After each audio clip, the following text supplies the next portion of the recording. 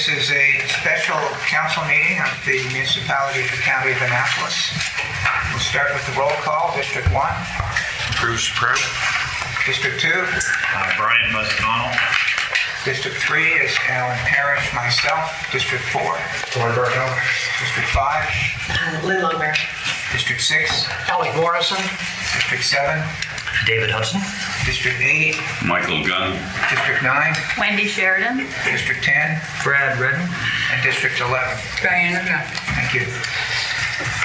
Next item on the agenda is disclosure of interest. If anybody feels that they have a conflict of any of the matters coming up for debate today.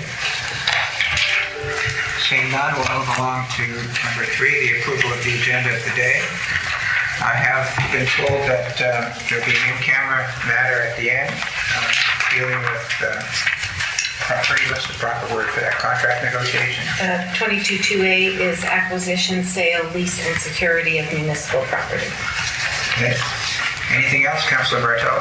Could we move 4.1 down to the end so that we can discuss the budget before we do vote and discussion? Would you like to then move an amendment to the order of the day? I would. Okay, is there a seconder to that? Councilor Longmire seconds. Councilor Bartel would like to move, let's see. 4.4?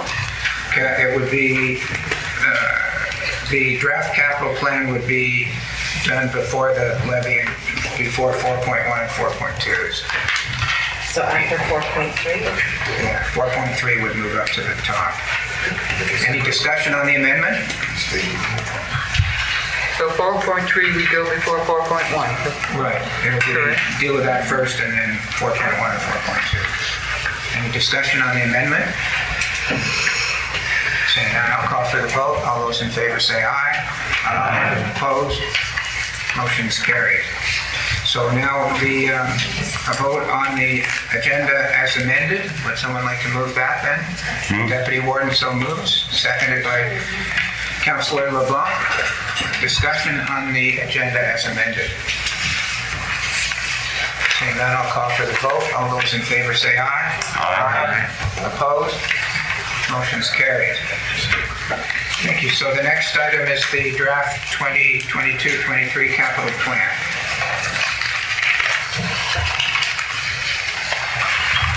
I guess that's me.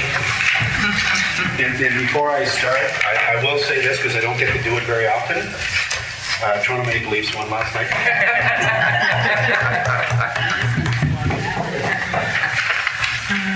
So thank you, Council, for giving us this opportunity to present the capital budget. And I'd like to thank staff, specifically Janice, Heather, and Jim. We spent a great deal of the weekend again here this past weekend to try to get a respectful capital budget presented for council.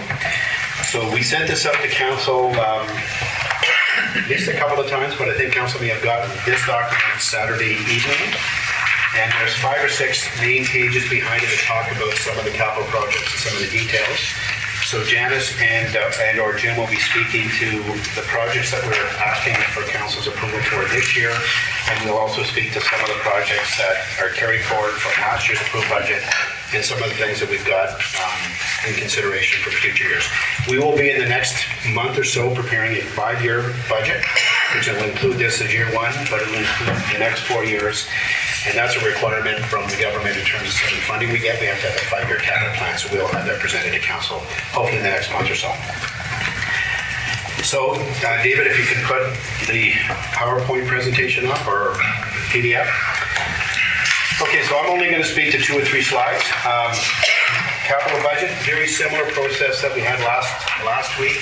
Should council have any questions, please feel free to ask them, and Jim and Janice can answer them. Okay, next slide. Or am I operating it, Dave? You're operating it. So this is a summary, and this is the same as that sheet that you have in front of you. It's a summary in the general categories that we have and the total expenditures that we're asking for in the current year. Slightly less than $4.4 million. And the funding sources will be gas tax, the reserves. We have a number of reserves that will also be funded to the tune of $1.9 million from reserves. We're requesting $1.3 million in borrowing, two of which council is already aware of for the renovations downstairs and for the potential upgrades to or cleaning up of the Upper Clements site. We may have some options in terms of the full amount of borrowing. There's a small in-service or in-kind donation of $3,000. There's a grant of $50,000 for Waterbury Parks and Trails. Generally, what we're looking at, $4.4 million. Those are the funding sources for those projects. Mr. Any questions so far? I'm going to look around for questions first. I'll have some first, but I want to go kind of after everybody else has asked questions. Councilor Morrison? Thank you. Where would enabling the beach at Cornwallis Park to be accessible, is that in here?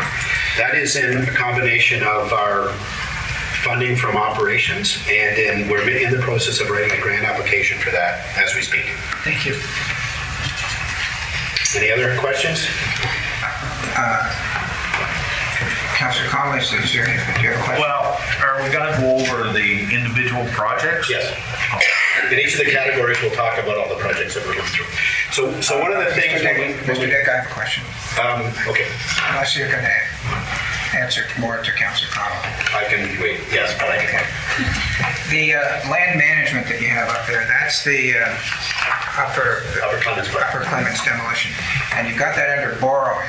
So is that part of the borrowing that we made with respect to the Gordonston project? It certainly could be part of the 7.2 million, yes. It could be, but you've got it under borrowing. Is there any other borrowing? No, it's just that's how we would finance that. So we haven't borrowed the full 7.2. To date, we've only borrowed portions that we need. Right. So this could be as part of that overall TBR that we asked for. We could ask for another TBR and we could fund it from other sources. So at this point, just part of that at this point. So, okay. And is there going to be, in the capital plan, how are you going to deal with what we're going to do with the Gordonston? We write it off, or are we going to fund it, or have we decided? Do we have to decide how to do that? This budget, what we're going to do with the Gordonston money? So it's a bit difficult for me to answer that question at this moment. So just so council is aware and the community is aware, we've invested somewhere in the neighborhood of $2.4 million in that project. 600,000 of which we've accounted for as land. So council will recall that we bought that land, and the plan was we were going to provide it to Mr. Farron for $1 a portion of it. We were going to lease the other portion of it. So that now has been returned to us. So now we've got an inventory of land that's worth, depending on what numbers you want to look at, it's either worth $600,000 or $900,000. And if you will recall, we had advanced money to the former society a number of years ago. We forgave that loan, so the value of that property is really worth $900,000. So it's going to be sitting as an asset on our balance sheet. So subject to it being remediated, council will have to have a decision. Do we want to divest ourselves of that and put it on the market for sale, or do we want to do something else with that? So that's a decision that we'll be making somewhat down the road. So of that 2.3 or 2.4 that we've invested in Gordonston, we've actually spent out of pocket somewhere in the neighborhood of $1.5 to $1.6 million. That at today's date is sitting as what we call in the accounting world unfinanced capital outlay. And it's not unfinanced because we've got short-term borrowings for it, but that's how we classify it. Now that we suspect that that is not happening any longer, we are going to have to do something with that at some point. So we will have to finalize that debt, and we'll either have to pay for it from taxation, reserves, being operating reserves, or a capital reserve. So that's the big question that council will have sometime in the next, I'm going to guess, subject to when Angela and I come back to council in the next month or so with a report on reserves. We'll have some better details as to how we're going to finance that, but it will have to be financed. So the question that I'm asking to our auditors, when year do we report that in? Do we report it in the year 2021? Do we report it in the year 2022? Or do we report it in the year ending 2023? And in the accounting world, there's something called subsequent events, and I don't want to bore you with accounting rules because only Angela and I will like these, but the timing of when you issue financial statements are really important as to when and how you record these. So normally it would be recorded in the notes of the financial statements that will say, we've done this, that, and the other thing. But because our financial statements in 2021 have not been finished and this transaction has happened, we may have to go back and put it in 2021. So to give you an actual answer of how that will be recorded, it's difficult now until the financial statements in both years are finished. My gut's telling me I'd like to get it off our books, and then going forward in 2023 for this current year, we don't have to worry about it, but regardless, we still have to finance it. So then the issue comes, do we finance it from an operating reserve? Do we increase taxes next year to recover it? Or do we finance it out of a capital reserve? And then the logical place, if it was a capital reserve, is to say, well, we just sold the internet for X number of dollars. Those net proceeds go into a capital reserve. Can we use that to finance some of the Gordonston debt? And the answer is yes, but it's still pretty complicated. So if you will bear with Angela, she will have this for you in a month or so. Thank you, Mr. Dick. See how I deflect? That was very, very, very helpful. Appreciate it. Councillor Hudson? Yes, I think I know the answer to this, but the borrowings, are those from the Municipal Finance Corporation? They will be, yes. Yeah. So the top one, I think council approved it last month. The second one, I think the second one, we haven't asked for anything specific in terms of that because the work hasn't really started. So we will be proposing something to council fairly shortly. Okay, so the next one, oh, sorry, that's me. So this is our best guess is what our reserves are as of March 31st, 2022. Remembering that the year end for 2021 has not been finalized yet. So those numbers are subject to change, but as it stands right now, and we still break it up this way, this will be the last time we do it. We've got Bridgetown reserves, and I want to get away from saying Bridgetown versus the county because Bridgetown is part of the county. But they have water and wastewater reserves that have to be used specifically for Bridgetown until we combine those utilities with the rest of the county. So until that happens, we're going to dispose of this one. And I will say that the top one, there are some commitments from that. So it's 2.772, but we have some commitments for some of the projects we're doing. Can't remember off the top of my head. There's projects potentially the mainland settlement that might be coming out of that. So that's not available entirely today, but it's not even really a reserve. It's really a deferred revenue that we don't have access to that money until we fulfill the requirements that the federal government has for us in terms of spending it. So the rest of them are all reserves: capital, street lighting, operating reserves, sewer on both sides, parks, recreation and culture, water for both sides, letter of intent funding, and that's primarily going to be used for the Queen Street upgrade, and we'll speak to that a little bit later today, and then capital for Bridgetown of $294,000. Remembering if we sell assets that belong to Bridgetown, that stays with the community of Bridgetown, which does not include the elementary school. So if we sell the elementary school, that can be used for any asset. So that's just food for thought. We don't have to talk to that today, but that's just roughly where our numbers are. Any questions on that screen? I have a question, Mr. Dick. You recall that last week we ended up keeping the tax rate the same so we could replenish our reserves, particularly our operating reserve. So I decided that I would take a look at the financial condition indicators index to see how our operating reserves stood up with the requirements under the little house that they have there. And 2 years ago, we were at 10%, and we were yellow because 10 to 20% is yellow. You're high risk if you're under 10. So I took the material on this screen, and I added the operating, the 1,142,858 and the 199,060. And what you do to get the percentage is you take that total and you divide it by the total operating expenditures. And then I went to this chart that you gave us last week with the total operating expenditures of $21,316,764. And when I divided, I got 5.4%. So under 10 is high risk. So I'm very pleased that last week we decided to replenish our reserves. So I just thought, do you think that calculation I think that's is accurate? That's important for council to know that. Again, that these numbers don't include the 2021 surplus, and they don't include the 2022 surplus, nor do they include what we may end up doing with Gordonston, but I think that's a really good way to look at it. Is based on those numbers, we're at 5.4%, which is far below what the province is asking for minimum reserves. Any other questions? No? Okay.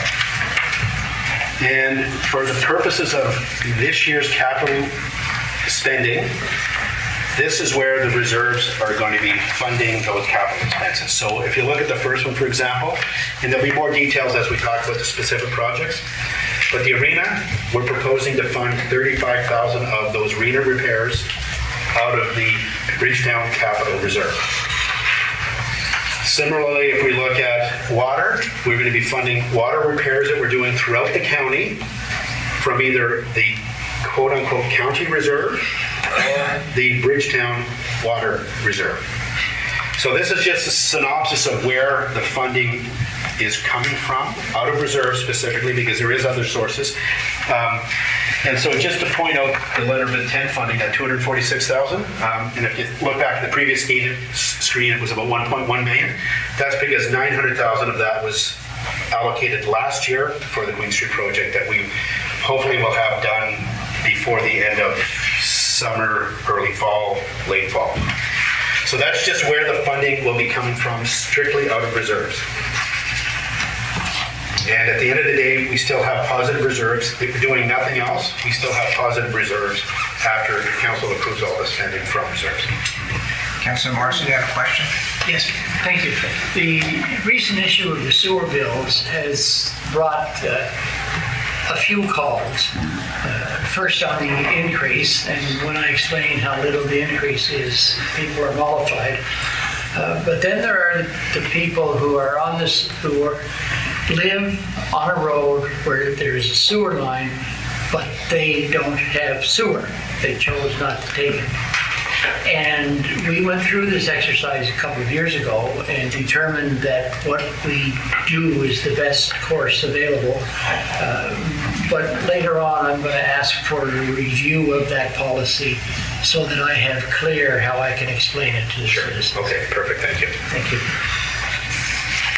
So if there's no specific questions about that, and again, I apologize because we don't have audited reserve numbers at the beginning. But what we made sure is that the reserves that in our best calculation are there. They will be increased, the reserves for the surplus in 2021 and 2022 for the most part. And there is an allocation in the current budget for about 470 or 480,000 that's increasing this year's reserves, other than the 500 and some odd thousand that we approved last week. Councilor Bartow, you have a question? Yeah, I was just going down to the third item, software. Is that where all software financing falls underneath that number? That's the SharePoint. What else is in that, Dan? It's licensing agreements and permits for all of our operating systems. The reason I asked is on the submission here, there's on page 8 of 15 for asset management software, it's got an estimate of $100,000. Is that a typo? That's different funding sources. So That's not that. So asset management, see across there at zero, because it's coming from other funding sources. Okay. And so the software is something, asset management, there will be software. There'll be some equipment that we have to buy. We have to hire a consultant to help us with the asset management program. So that's just funded from another source. On Saturday, when I first looked at this, there was some money coming from reserves, but by the time the day ended, we decided not to fund it from reserves. that item will be coming up later. It will be coming up later. Okay, thank you. And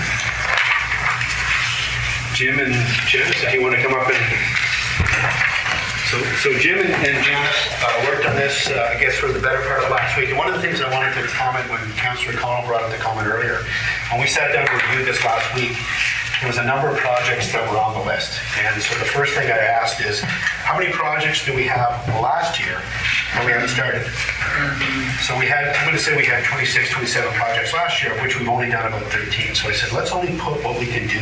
Let's be realistic. The actual ask was about $7 million originally. Take out the ones that we will not have time to do. Let's be realistic, tell council what we're doing. We'll get them all done this year, because when we look at the bottom, the last couple of slides, we talked about a bunch of projects that are approved in previous years. We haven't done them. So I want to get away from getting approval and not doing it for a year or so. So that's important to know. And maybe more importantly is that we will be doing this today. We will be coming back to council in probably October, November with next year's capital budget. So we'd like to do that early in the process. So if we need to go out and get tenders done, we can get them done so we can get the work done in a timely fashion, and we're not waiting for 24 months to get it done. So that'll be a big change that we see. And again, that's for council's edification to get a sense of it. You may approve it in November. You may decide to hold off on some items, but if these items aren't being funded from the tax base, it just gives us a chance to do them and get the engineering done and get the work done in a timely fashion. Anyway, I'll leave it with Jim now. Thank you, David. And thank you, Council, Warden, for being able to present this to you today. So, as David pointed out, I think it was slide 2, the summary of all the different pieces we're going to talk to you. I'm going to go into a little more detail about what, for example, this one, general government is. So it's to do with our administrative building here, to finish off the building and what has to be done for that. I'll go into some more detail after this slide and explaining them individually. So the arena, 96,000 asset management was brought up, 100,000, and then software upgrades, which includes your computers as well, all the software packages that we need to do and get. So where are the funding sources for this? Gas tax, you can see debt, 530, and I think that's strictly the administration building, you can see that. And then reserves about $93,000. Excuse me, Mr. Young, Councillor Hudson has a question. Not a question, but just make a note of something. Just with the administration buildings and the debt, and those two figures, those are not net cost. Those all include HST. Yes. So it's not, just make a note that they don't reflect the HST. Right. Thank you. Councillor Connor? So the administration building, and you got it under debt, so that's going to have to be serviced by borrowing? Yes. Or tax rate? Yes, and at this point, we would just suggest borrowing to do the whole thing. Tax rate's going to pay for the... Eventually, yes. Next year, it'll be included in our debt schedule, yes. Okay. Yeah, good point.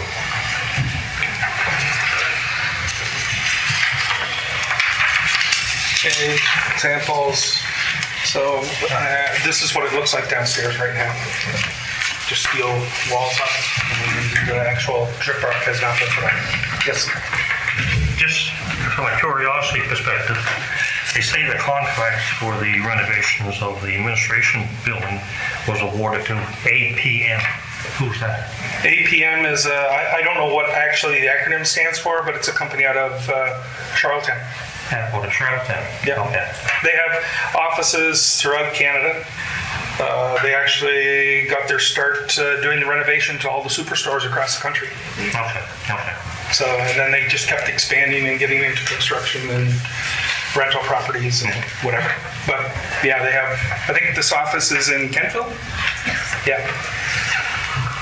Yeah, so the 10% or 10 to 15% for local contractors was factored in to awarding that contract? We only have one. We had one bid on it, and we can't have a local preference in our purchasing policy. I'm sorry? We cannot have a local preference in our tendering policy. It's against the law.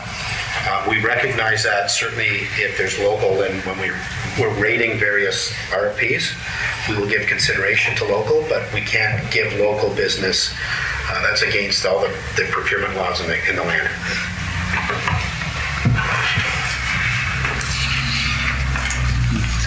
Okay. I would encourage, if this meeting ends after the time that the contractors are gone, we're not supposed to do this, but it's interesting if you would have seen what the building downstairs looked like 2 weeks ago, and if you went down and saw it today, it's amazing the transformation in such a short period of time. Go ahead, Mr. Young.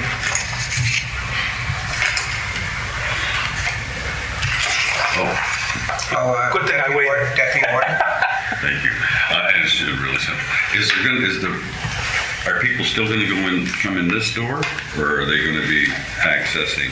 Is there going to be two doors now to the county office, or still just the one? The access can be from the front door, which typically I think you would come in. I always come in that particular door. Mm-hmm. So it's really, we all have key fobs to get in. Whether we let the public in that door, I don't think we've really thought that one through, but probably they'll all come in through the front door. Thank you.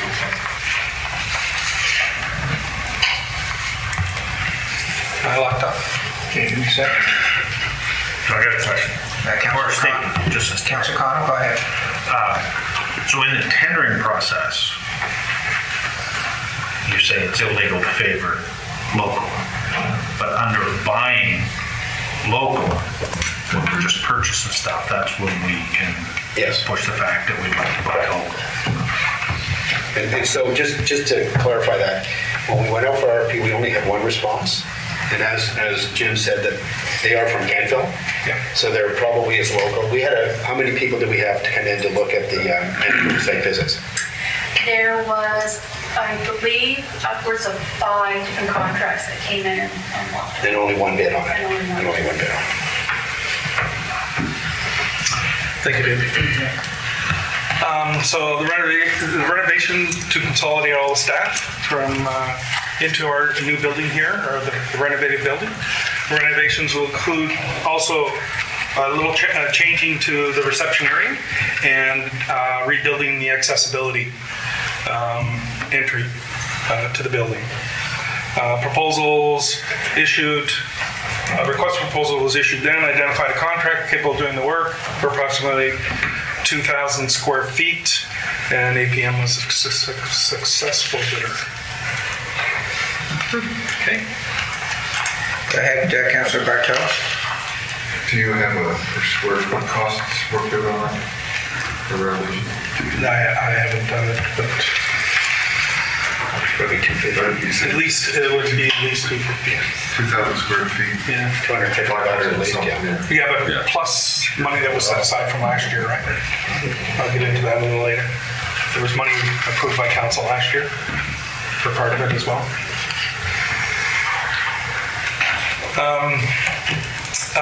Budget estimates included additional costs associated with furniture needs, temporary storage solutions, etc., and finance through borrowing, which David has already talked about. Excuse me, Mr. Young. Councilor Morrison, go ahead. Thank you. It is my view that there is nothing wrong with presenting a pleasing and pleasant face in the reception area and ensuring that to all degree possible, it's adorned with either historical mementos or illustrations of various aspects of the county. Thank you. Go ahead, Mr. Young. Okay.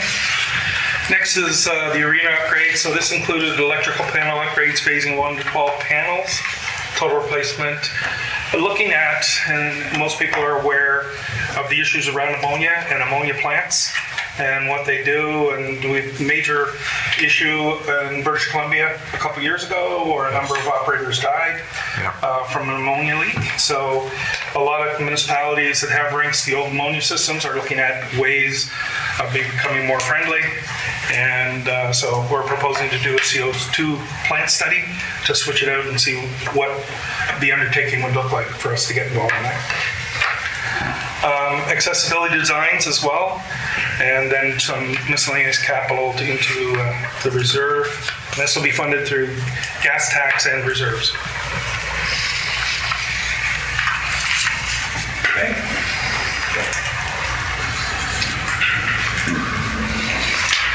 Asset management.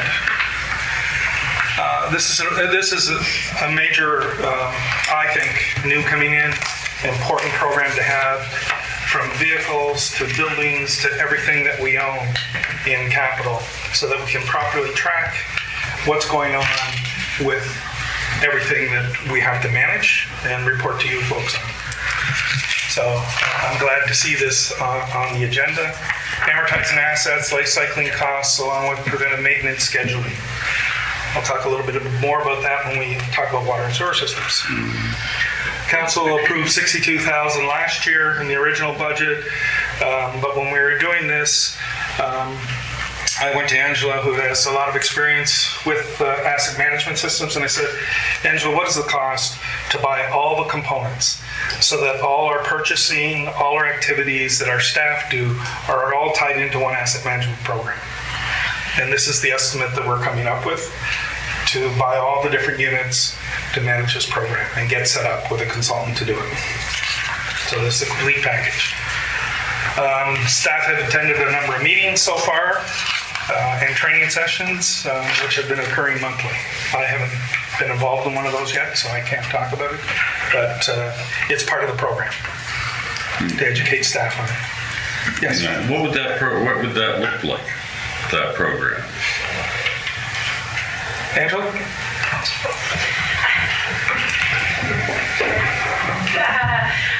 From the software side, it ties together from your purchase order work order side for the front line, and then it would tie in through GIS. That ties into our asset database, which works for both accounting purposes, so for our financial statements, our amortization, and then it also has life cycle components, so your life cycle maintenance events to extend the useful life of your assets, and so the work orders would tie to that and automatically keep our conditions updated. So essentially, the software can give us an annual requirement output for maintenance of our assets, and we can forecast it out, 5, 10, 25 years, and kind of come up with a straight line so your capital budgets aren't spiking and going down. It's essentially to kind of flatline the cost of your assets rather than having large chunks of money all at one time. Thank you. So if I may, Councillor, last year you and I and the warden went out to the tank blue. That would have been a perfect example had we had asset management in place. We would have recognized that we didn't do any preventive maintenance for a number of years.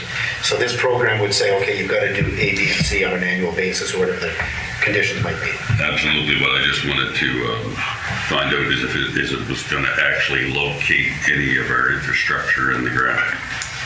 Because in Granville Ferry, Bridgetown, and a lot of these places, we'll keep track of it when we discover it.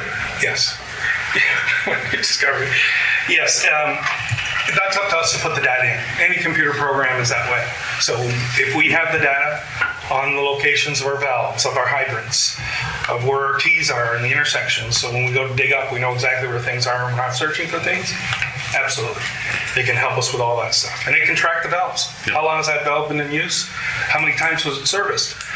Well, generally probably valves aren't serviced unless there's a problem, that you have to shut the water off.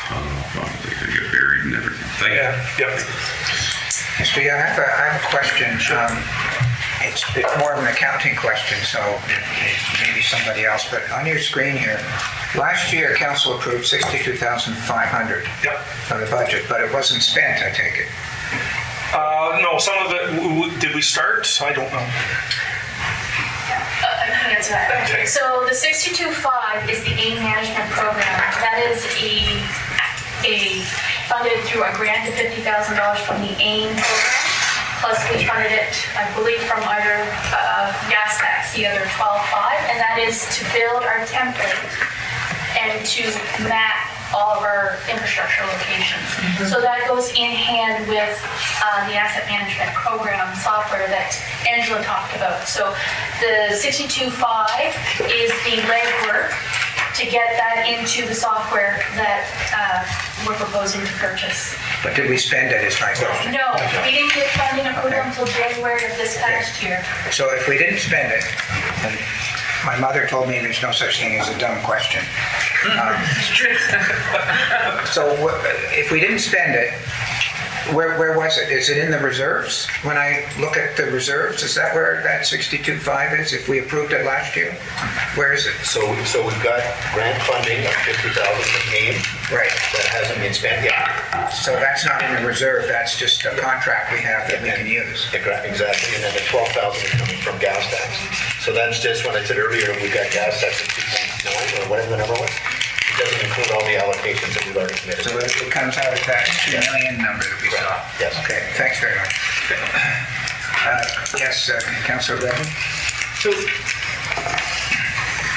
we approved this last year, and then Janice just said we didn't get approval till January. Is that from the AIM people? Okay. Through the grant. Okay, I had something else, but it's gone, so that's gone. Janice, come up here. So the next one is a one-off issue. Demolition of the Upper Clements Park, and this is the contract, and yeah, we had a brief discussion about that, and financing of debt. So, Councillor Connell? so again, we're looking at it as a debt financing, so either we've got to put that on our tax rate, or we've got to take it out of the reserve. Correct. It's, my understanding, well, I'm not gonna bother, go ahead. I'm not gonna answer. I'll get it wrong. So that's how the 622 breaks down, with the contract, the contingency, and then borrowing, potential capital reserves, alternative financing options, Cinema School, or however else you want to finance that. So that was what I was referring to earlier. We do have an opportunity to sell the elementary school in Bridgetown. So the proceeds from that will go into a capital fund. The council may decide at that point, we'll take the funds from the sale of the school to use to finance some of this, so we don't have to borrow the full amount, if that's the direction council wants to go. Okay. Okay, this is just, I suspect this line will probably collapse into other headings next year. But this is a summary of sidewalks and Harborside storm sewer diversion. And this must be accessibility. Yes, so Church Street crosswalk. So last year we had it funded for $50,000. It didn't get done, obviously, but we've accrued the $50,000 to move forward into this project. The additional $10,000 is to account for accessibility requirements for that crosswalk. And that will get done this year. Councillor Morrison, you have a question? Okay, so that's one crosswalk. That's the crosswalk in Church Street. Harborview Storm and Sewer is $10,000 for accessibility for one crosswalk. So there's more than just accessibility. So when we had engineering come out and look at the crosswalk, because originally when we were doing this crosswalk, it was because it was in need of repair, had electrical issues, it has what the sort. And because of accessibility that has come in, if we're going to do the repair, we might as well do it full steam and finish it off. So that is the difference. And it was underfunded, so not all of that is accessibility. Have we gotten into the discussion of what to do with the curb? So that curb will be involved in the new design. Will the curb be complete or will it be dipped? It'll be built with accessibility. Yeah, he's asking what kind of design. I can't tell you at the moment. Because there is a discussion that the dip in the curb makes it possible for people who don't need what we call accessible. And it makes it very, very difficult for people who do need accessible. My only comment on that is there's standards that Nova Scotia is accepted by the road builders and all the consultants and everything that we follow. Generally, the consultants follow those standards. So if there's a typical curb design that has been approved, we have to have good justification for changing away from that, especially if they're contributing to the project. Okay, thank you. Councillor Connell? So my question is, where's Harborview? That's in Cornwallis. So that's where the paving. That was going to be my second time.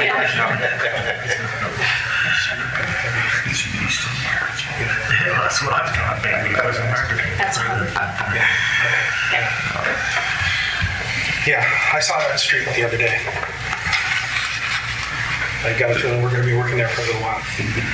Because there's a lot of water that'll run off that road and pick up speed and create damage.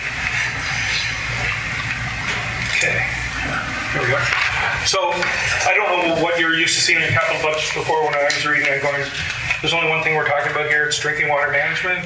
It's not water management, it's not whatever else it is, but it's drinking water. So I said, let's just tell them, let's explain to council this is just drinking water and that's all it is. So some issues about upgrading source water protection and then capital improvements, being funded gas tax and water and wastewater reserves. Councilor Connell? I can go back. No, I think it's in this one right here. Okay. So Cornwallis, water service upgrades and improvements, flushing hydrants. I don't know if people are familiar with dead-end streets and the buildup and sometimes odors you get off water if it's not flushed periodically. So that's the reason for that. And then this is, I believe, from the plant and level controls to make sure we have proper controls in the plant. So if it floods again, things shut down and shut off. Okay. Margarettsville. Councilor, excuse me, Mr. No, I'll wait for it. I didn't know he was going to talk about Margarettsville. I'll wait for my question after. Margarettsville upgrading surface water reservoir improvements, expansion, tank reservoir assessment. Yeah, and then we're looking at lateral leak repairs and hydrants. And I haven't been to that system yet, but I was talking to the operator of the system, and I do have to go to see what's there because he was explaining a lot of different things to me. That we inherited this system from a private entity. I believe it probably was built with no standards. That's the reason for a lot of the problems. A lot of the surfaces are on ground or just below the surface of the ground. A majority, or say half the properties are seasonal. And the water, they turn the water off in their house, but leave our meters in there. And we have no access, and the meters freeze or break. So we run into all sorts of problems there, and I said, well, this year, take the meters out before they go. Find out when they're leaving, we'll take the meters out. We don't need to continue to repeat that service. But then we'll have to look at opportunities of where we can improve this system. Councilor Connell, go ahead. Yeah. Well, I was over there last week and I noticed that I think all the farmland that surrounds our reservoir has been sold. Okay. And that gentleman that had it for years and years and years was a good steward to our water system. He made sure he didn't put fertilizer on it. Mm-hmm. And I can tell you the farmer that's got it now won't care. I know him, and he won't care. He's plowing the land right up to the little lot we bought south of the reservoir. The land's all been plowed. Okay. It's likely going to get fertilizer. Lord knows what they're going to plant on it. Mm-hmm. They're using big tractors. They're using everything that if they spring a leak, there's no water protection on that area yet. We went over it 4 years ago when I was on the 6 years ago now when I was on the previous council. We had it 3/4 done. It never got finished. So there's a lot of concerns about that water system that needs attention. Okay. Previous councils, we've drilled wells and hit dust because the bedrock's right there. When you talk to the seniors in that area, they'll tell you that you won't hit water until you get up top of the hill. And they'll tell you the story about the major forest fire that happened back in years past, and there was a hole up there they couldn't drain. It stayed full of water. And they've told engineers time and time again, that's where the water is. And I realize that you'd have to pump it up to the brow of the hill, but water runs downhill. Mm-hmm. It's no good to drill any more wells where that system's at. I think we got 4 or 5 wells there now, and you couldn't get a cup of tea in them. So, you know, waste of money, but they will not listen to the local people. Sure. And I think hopefully before any idea of trying to gain more water product, that some of those concerns will be looked at.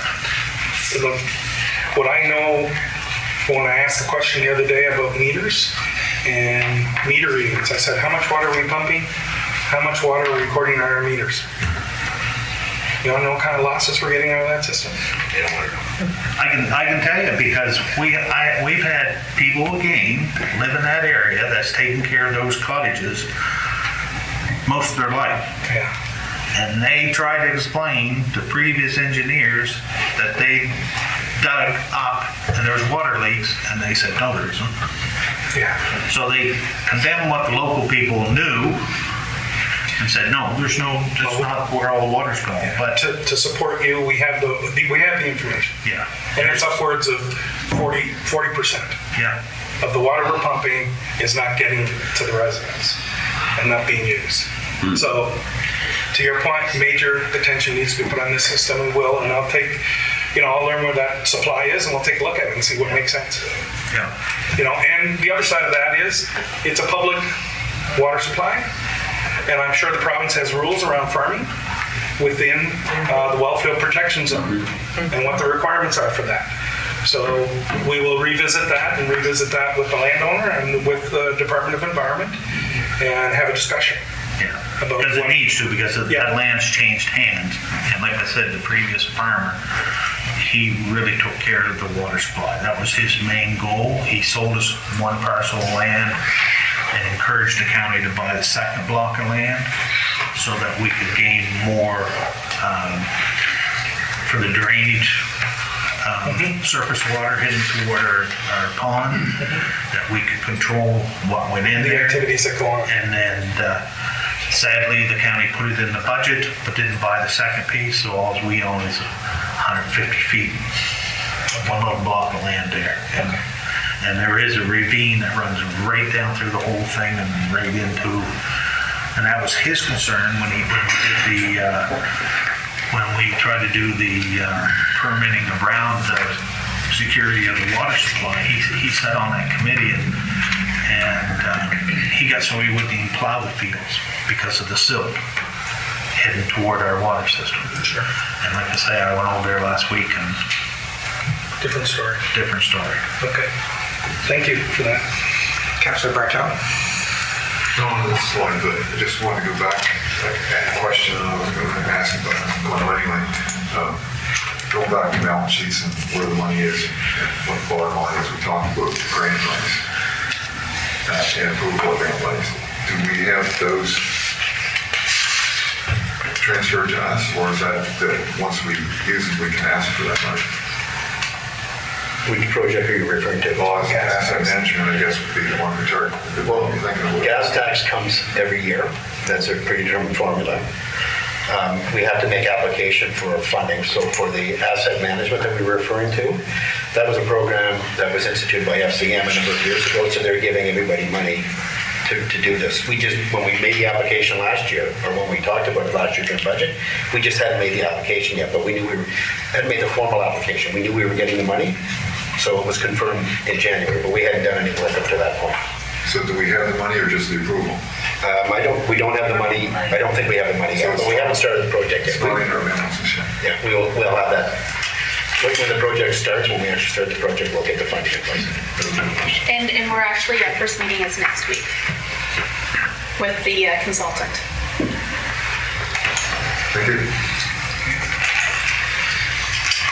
Granville Ferry, Wellside Access Road, and then miscellaneous water meters with auto readers and unforeseen capital expenditures, etc. And I think we talked about the Hills Grove system a little later. Yeah. So we'll bring that on.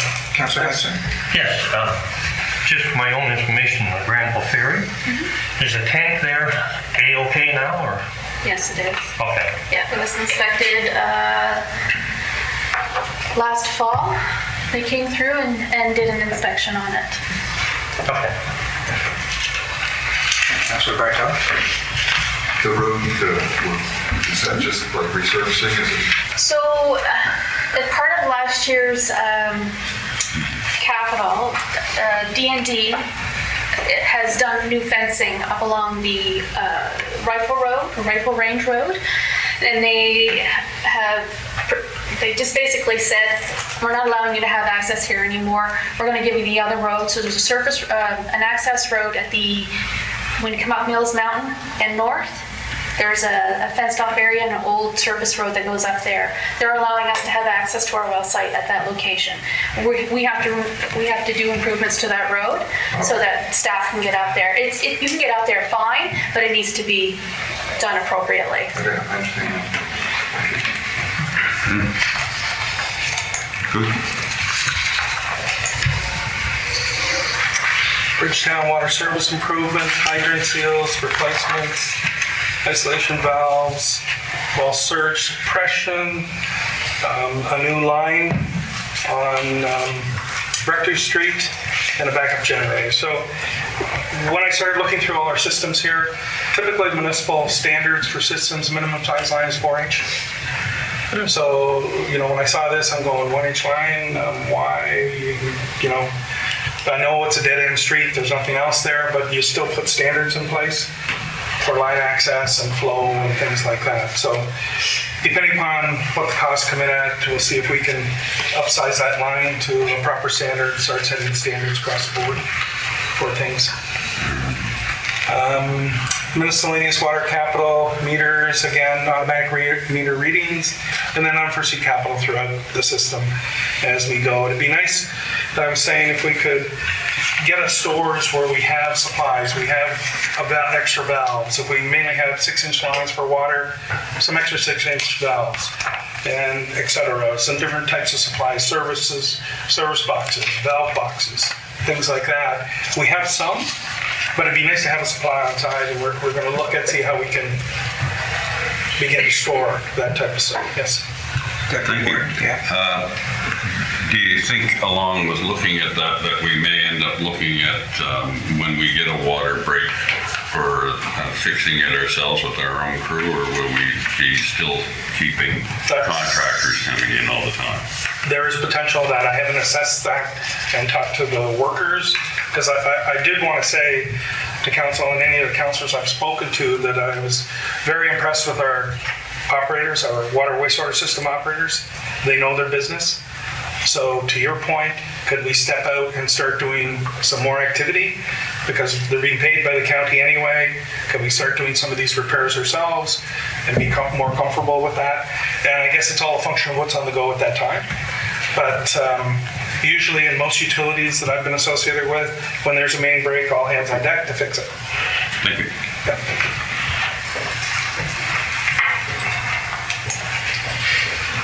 Wastewater. So I think this was called environmental servicing or something before, but we're talking about wastewater and wastewater management. That's the bottom line. So a real focus on lift stations, and the lift stations, most of our lift stations I could say don't meet code. You couldn't install the lift stations the way they are today because a lot of the controls are down in what I call the wet well. So below the surface of the ground. All those controls need to be eventually, and that's not going to happen overnight because it's expensive, brought up to the surface. Because to put a new lift station in today, you're looking at potentially $250,000 or more, a whole system. But the good thing is we do have some staff on hand that know the electronics. They can work with the electronics, do the programming, and we're looking at opportunities on how we can do that to help ourselves do it. And this is mainly to purchase equipment so that we can do the work. And then the capital improvements, I'll go through those. So, I don't know, this is just a little slide so people understand when I talk about a lot of systems, and I'm thinking we're experiencing that in Queen Street, and I'm not sure about Granville Street in Bridgetown, but a combined sewer would handle the blue and the yellow in the same line. Okay? So, what the new project is going to do on Queen Street, it's going to separate those. So you have storm sewer. Storm sewer can legally discharge to a water course. So that's the stuff that runs off the roads, goes into catch basins, filtered out at the bottom of the catch basin, so the silt comes out of it because they're usually a little deeper than the pipe, and then it goes out. And by having it combined, it continually overloads the wastewater treatment plant. The wastewater treatment plants are all secondary treatment. They're biological systems. So we're growing bacteria. And if you put an influx of a lot of water in there, we don't have a lot of reserves in our treatment systems. So you're washing out your treatment because the bugs are the treatment. They eat the waste. And by separating, because by law, I don't know if they have a deadline here in Nova Scotia, but when I was with the province and PEI, I put a deadline in for all municipalities. No more combined systems. We funded, through infrastructure programs, whatever, to separate those out. So I'm glad to see this happening on Queen Street, moving forward. And I'm not sure if there's any others, but if you folks know of any, I'd like to know so we can put it on our list. So this is just a breakdown of what we're specifically going to do, and worn and damaged seals, pumps, ultrasonic level indicators, project carry forward, which is a lift station controller, and rails. The rail for the Carlton Corner, another lift station improvement, generator connections. Ultrasonic controls and upgrades, etc. What I'd like to see at a lot of our lift stations, especially the major ones that feed our treatment plants, is permanent generators there. Because they know when power goes out, everybody wants water. So we want to put water generators on our water supply. Well, I would think then we should have an obligation to make sure what comes out of the other end. And so, if we don't have backup generator, and I know staff do a yeoman service of running around with portable generators to try to empty out the sumps and stuff like that as they go. But for the major stations, it's nice to have that there so those just kick on right away. And things are flowing through the treatment plants because all our treatment plants have backup so that they're constantly treating. So when power goes out, we can get water, get wastewater treatment, and we're handling our business, is what I'd like to see. That's not going to happen overnight either. Councillor Khan, we have a question. So in the past, I think also local contractors like Loomers and Connells were hired to help run around in those times, and so it's a cost. So it's a cost to us, a major cost to us when we start hiring those guys to come pump that station, stations out. Because I think that I've noticed that when the power was out, they run around and pump lift stations out, and I know it's not cheap, so definitely offset by having our own power there to run around. So we would, but it's not cheap, as you know, a large generator or first, lift stations aren't necessarily that big, but still a permanent generator with controls and stuff. Yeah. Deputy Warden, Thank you. Just last one, we got our UV lights in Cornwallis and all that's up and running now. So we won't have all those chemicals. Correct. So much. Right. So in the wastewater. In the wastewater. Yeah, it was chlorination, then dechlorination. Yeah. So really your residual chlorine should be at a minimum. The federal government has a standard in Fisheries Act for the chlorination, so I think our guys were well within that. But UV is absolutely the way to go. Yeah. Councillor Bartow? Back to the generators. Are they purpose-made for those kind of locations, and what's the maintenance on them? If they're sitting there for a year and we don't have power outage, if we're going to trust them, and what's the deterioration? They would operate monthly. So they would automatically kick in on a maintenance. We can set them up. They can be set up on the SCADA system and operate them. When you have the remote control, you can operate them, turn them on, make sure they're working. Because even if you have, people are, over our way, when the power goes out, people are adding permanent generators to their houses now. And they're cycling those on every month just to make sure they're operational. But with these, definitely, it'll be part of our maintenance program to make sure these things are operating. And it's a piece of equipment. So yes, it's going to have to be maintained and looked after and babysat, but that's the way it is. And they currently are right now being looked after. They get checked weekly. That's the answer I was looking for. Okay, NICTA, the new finish the screening installation and flow, and power supply plug-in, again, generation. And that's a nice plant, and another great operator operating that plant. You know, and I've dealt with operators all over a number of different locations, and your guys are second to none when it comes to their knowledge and how they operate. Cornwallis. So this relates to the clarifying cell and the walkways around the cell, etc. The catwalks that they have to use to do the maintenance on the system. Department of Labor asked for that to be replaced.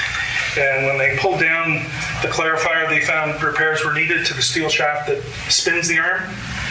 So we put that into the plan for this year.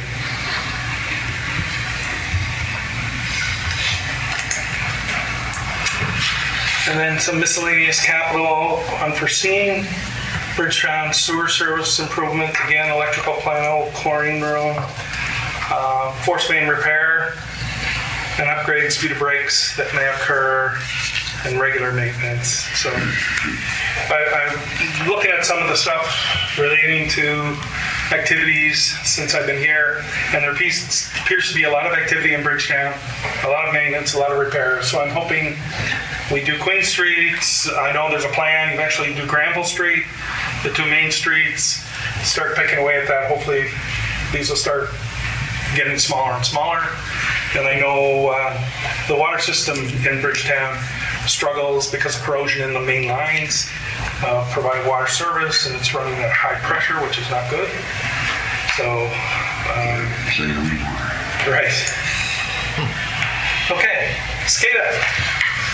And you had a question about what is SCADA. What did I look up there when we were talking? It is supervisory control and data acquisition in one remote location. So they're all hooked into it. Water, wastewater, everything. Our guys can operate it, and actually they can operate it from their computers when they're at home. So it's the software system that reads the package. PLCs, yeah. It's good to have, and our guys are anxious about it. So this is phase 2 of Queen Street, the other funding that was required to complete that project. I think the council approved so much previous year, and it was short by, I think, engineering inspection fees, tax was not included in that one, and some other oversights, no contingency, etc. So this is the request this year for that. Councilor Morrison? Thank you. There's a lot of work being done in the Bridgetown community. There's a lot of work required in the Bridgetown community. Thank you. Mr. Young, I have a question. I was looking at the Queen Street upgrade, water, sewer, street, sidewalk, and I appreciate that probably doesn't include the paving. And I'm looking at the previously approved funded projects on the last page of the document that you circulated, and it shows $937,000, $937,000. So is this 926 on top of that 937? Yes. It is it? No. The SCADA is for everything. I'm sorry, the 745, I should say. The 745 is on top of the 937. And this does include asphalt top. Yes. And accessibility issues. And accessibility, okay. So the total for that work in Bridgetown is going to be somewhere around $1.7 million. Correct. Most of it. And this is 170 meters, approximately? Approximately, yeah. So I'm not sure how big Granville Street section is, but I understand it's quite a bit bigger. So we want to rethink that and take a look at it and see, because that could be up to $4 or $5, $6 million. Yeah. So replace PLC at the control plant, investigate and automate existing wells, upgrade again SCADA, and you'll see the SCADA upgrade everywhere. This is just a breakdown of the SCADA money. Cornwallis, upgrade the Bear River deep throat, Cornwallis lift stations, Bridgetown treatment upgrade in terms of communications, and sending out sensory controls to the operators, et cetera. And PLC and communication upgrade again. So, projects continued from previous years. So this Queen Street upgrade, previous budget was $937, as you pointed out, and the recent award, including all components, the total cost is 1.68, and the incremental increase from to the 2023 budget is 745.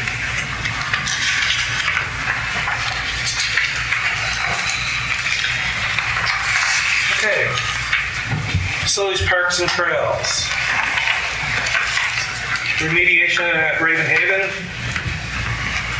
Jubilee Park capital improvements, Sports Hub improvements, and Parks and Trails capital in general.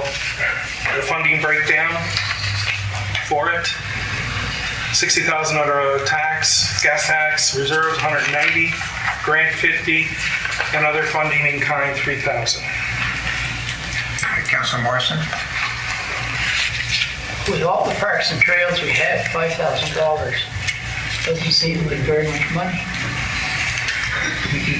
No, and so this is just to account for a repair and improvement of a bridge that was severely damaged during our winter rainstorms this past year. We account for our parks and trails capital, a lot of it within our operational budget. Okay, Yeah. thank you.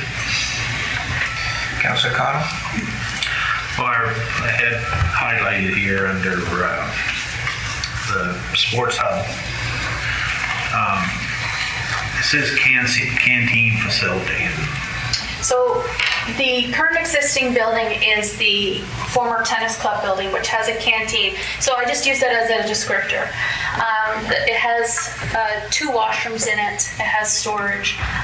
The plan is to utilize the previous money that we received, that we allocated last year of $100,000, and to use new monies this year, plus a funding application that we put in for accessibility to upgrade that washroom. And it will upgrade that washroom space. It also include storage and having a canteen, accessibility access to the canteen for those using the site. It also includes upgrading and improving accessibility access to that location. Because if you've been there before, there's a bit of an incline, and we have to change the earthwork to accommodate the accessibility. My concern is that if a canteen facility is needed there, are we gonna have to man it county? No, so this is just a room where the parent volunteers bring water and what have you, and they sell based on their, whatever they're raising funds for. Okay. Yeah, So it won't be a canteen No, but or it will- say that we will have to man and run. No. It's just it's basically an empty room with some shelving to allow community groups and clubs to raise money for their events that they're having. Because my concern is that same as the park here at the Hydro place, is that if we're gonna suggest a canteen be anywhere, we should be suggesting that maybe food trucks. Right. Look, someone besides the county running something. Yeah. That's my concern, is that I didn't like the canteen listed there as a Sorry. canteen. It's like it's an open canteen. Yeah, so you're just trying to identify the location. Okay. Accessible utility space. Councilor Longmire? Thanks. With the Sports Hub, the maintenance of the turf, do we know what that comes in at and how often that is done? What do you mean in terms of cost? So the maintenance of the turf is, we have a lease on a vehicle that is specifically for the lease for that turf. We didn't utilize it too much last year because we didn't have any activity on that turf last year. And how about the, I know there's a granular kind of substance that is... Yeah, there's a brushing, so we have a little tractor, if you may, has a raking system on the back of it that you pull along, and it's specifically designed for this turf. And so we don't replenish that, No, we own it. but we don't replenish the beading that's. The in the turf. rubberized black? Yes. Yes. You could, but once you drag it a few times, you figure out where it is, and theoretically, it's not supposed to be going anywhere. It's supposed to be staying on the turf. Right. But I'm sure if need be, you could buy more of that to spread out on the surface. Thank you. Sure. Was there 2 years ago, when the sports hub was new, it was very dry, if you remember that summer. And the grass was dying, and we had to bring all that water in at great expense. Did that ever get fixed? Have we ever done anything about the water supply to that area? So in the next slide, it will have we put in the capital project a mobile water irrigation system. So we want to put in a hydrant so that we can move the irrigation system. It's a roll type irrigation system. It hooks up to the hydrants, and then it will do the field so that we can do the upper field and the lower field, having our public works Okay, so manually. it's not buried, it's going to be... It's going to be served. It's kind of like an irrigation system in a farm field. You see them on reels sometimes. So we can pick it up and move it to another location and use it someplace else for another park, field, whatever needs to be done during conditions like that. It doesn't have to stay there, per se. We can move it around. That was the idea behind the drain. Oh, it's not in that slide. No, next one.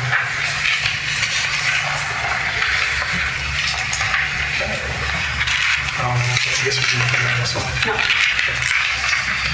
So vehicles, equipment, replacement for vehicles, 330,000, a snowplow and spreader truck and a bush chipper.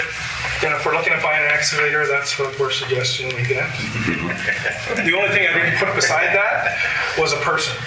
Because it wouldn't be you wouldn't be as tall as the tracks.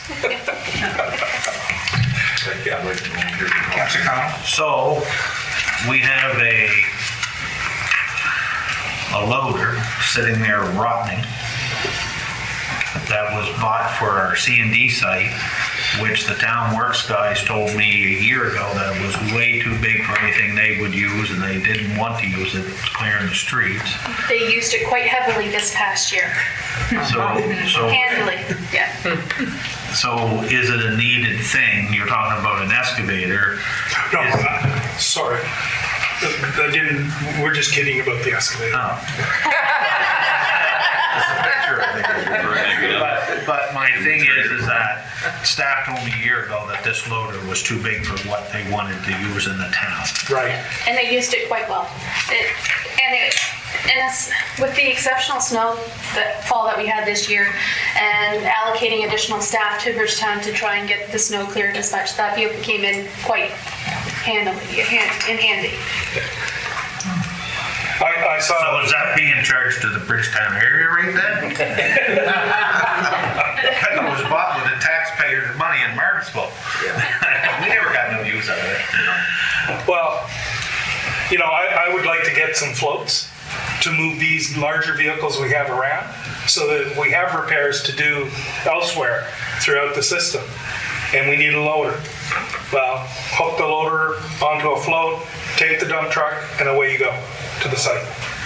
So you talk about hiring contractors? No, if we equip ourselves, we can do this stuff ourselves. So we will be using the loaders more. Well, I do agree with you on the boat thing because I have my own boat truck and boat, and I didn't want to put it on the road this winter, and it cost me $300 to take my excavator to Kemp. I should have just registered my trailer, but I was too stubborn. I didn't want to put it in the salt. But I agree, you got the gear. Well, maybe we could trade that big loader we got that's a little oversized for a nice small little 4 or 5 ton machine. Excavator. Then we can do our job. Never want to get rid of good, large equipment, because you're always going to have a time to use it. It's going to buy the porch. It's going to buy the porch. Yes. Councilor, excuse me, Councilor Longmire? Thanks. And although I would agree, I think large equipment and whatnot is great to have. I know that the roads in Bridgetown are often congested, and it really did make it tedious to navigate getting around vehicles. And I know I had several citizens that were concerned with it being a safety hazard, the way it was being managed during those ridiculous storms. So just something to think about. Okay, so being the new guy, I could ask this question. Are there not bylaws in place or that cars have to be off parking spots and stuff like that? Yeah, there is. Overnight. Gotta be enforced, man. It was business hours. Yeah, but even if it's a storm, today, if our maintenance crews need to do their work, they have to do their work and end up vehicles getting plowed in, which is unfortunate, but we'll have to manage that, figure it out. Thanks. Absolutely. Councilor Bartel? The breakdown on that is 190,000 reserves and 180 in debt. How are we paying the debt on that? Where's the debt go? 180,000. What do you mean? I have a problem. I want one of those. Excuse me, hold up, just a sec. Councilor Bartel has a question. Mr. Dick, are you going to Same respond? category as the green and as the big excavator. You got a good price on used ones? It will eventually, as Councilor Connell's asked, it will be eventually on the tax base, yes. Because every dollar we borrow eventually has to be paid by the taxpayer. Is that calculated in the cheap budget? The short term is, but the planning is when we buy them, we won't have to make our first principal payment until 2023. So theoretically, that'll be pushed into next year's budget. Yeah. So then the next few slides just give you an idea of what the vehicles that we're going to purchase are going to be used for. Councilor Hudson? There's a big consideration given to leasing vehicles instead of purchasing, because there are some tax advantages too that would accrue the county. If they lease, they can write off the total lease payments as I understand it. So in terms of the financing, yes, we are going to look at leasing as an option. Certainly, when I first started in the city of Cornwall, we used to buy everything and we went to a leasing program. So we will analyze that, determine the mileage is the big thing. And, do you want a 3-year lease, 4-year lease, 5-year lease? And it really depends on the mileage. So what I'm hearing now is that we're somewhere between 20 and 25 on average per vehicle. That probably fits in with a lease if that's the direction that you want to take. So certainly when we go out here, we're saying we're going to finance it, but financing could either be borrowing via debt or leasing, because that's really a financing option. But we will look at all options when we get to that point. Deputy Warden? Thank you. And if I may make the pitch, when we're thinking of vehicles replacement, especially for the building inspectors, because those boys put on a lot of miles in the run of the day. Costs us a fortune in fuel, I'm sure. And we think, could we possibly, and we've brought this up for years, think of maybe a hybrid model where it's electric, gas, or something like that? Absolutely. I think our intent this year was, based on what vehicle we need, go with conventional, and then see what EV options are out there, so they can give us 2 prices and decide what we want to do. But I'm not sure if the municipality gets any credits back for EV vehicles. Like you personally buying EV, I'm sure the government has some benefit for doing that, but I'm not sure. I'm not sure what they have in there. That could be an option. Yeah. Councilor Redden? So some of our things here, we have finance from reserves and debt, like split it. Sometimes straight reserves and sometimes straight debt. Could you tell me a bit about why you do that in general cases, why you would pick one over the other? Good question, and when the warden said earlier, there's no dumb questions. Maybe a dumb answer coming. There's really, it's a tough one. There's no right answer to say, because reserves, we can do whatever we want with reserves. And the warden mentioned earlier that we want to have a standard level, whatever that might be. We haven't determined that. So you get to a point, you say, okay, can we purchase everything out of reserves? The answer is no. The bigger question, and again, we haven't had the conversation here, is about the generational equity. Who should be paying for things? So that's why we're probably introducing debt this year that we haven't really introduced in the past, because it's not you that should be paying for everything that's happening today. It's maybe your children that should be paying for some of them. So what we're trying to do is recognize that we don't have the resources to do it all out of current operations. We don't have the resources to do it all out of reserves. So there has to be a combination of those. And what we're trying to do is find the maximum efficiency in terms of our operating dollars, in terms of how we finance things.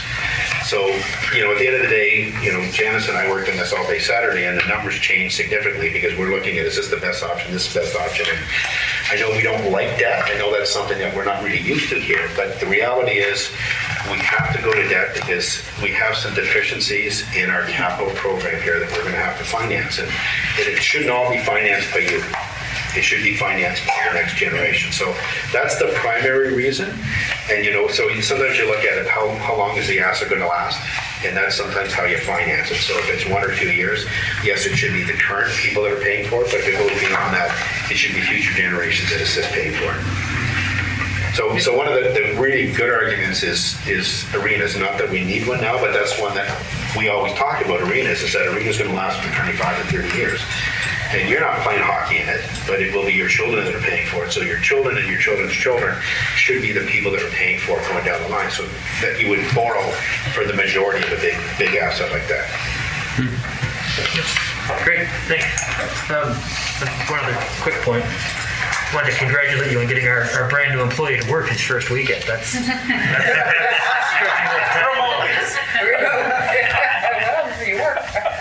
Well, you also talked about listening. That's when we interviewed him last couple of weeks ago. We found out that he was a good listener, so that's why we hired him.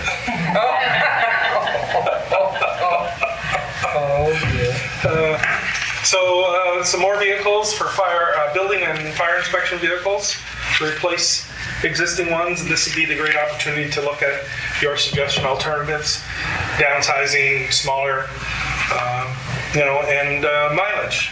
And this is where our asset management program comes into play too, when we look at how we're tracking it, the expenses on vehicles as they get older and older and older, and what we do with them long term. Yes? Okay. Public works vehicles. So this is 3/4 ton and half ton to be located in Bridgetown. So this would be the sander and plow, 3/4 ton. And the current mileage on those vehicles. And one thing we'll look at too is the vehicles, even though they have that many miles on them, is there still useful life in them? To repurpose them within the system, and what else can we use them for? By all means, it doesn't mean we're just gonna move them out. Me coming from government, they don't like increasing fleets, but municipality, if you can use the vehicles, absolutely, you've already paid for them. Makes sense.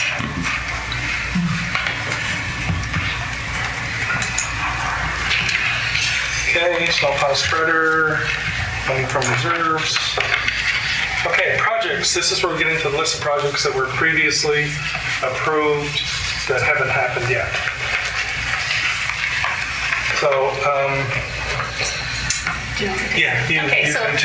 So Hillside Water Distribution Upgrade, this is a project that's been sort of sitting on our books for the last couple of years. It's a, I don't know if you want to call it a community, or they're residents just outside of Annapolis Royal in Lakeville. They are in need of a water upgrade. We have positive funding from ICIP. It's our government funding source. We've been extending that offer for a couple of years. They're currently experiencing some easement issues. From what I understand, we're getting close to having those easement issues taken care of. And if all things goes well, these folks are going to get their water upgrade that they so dearly need.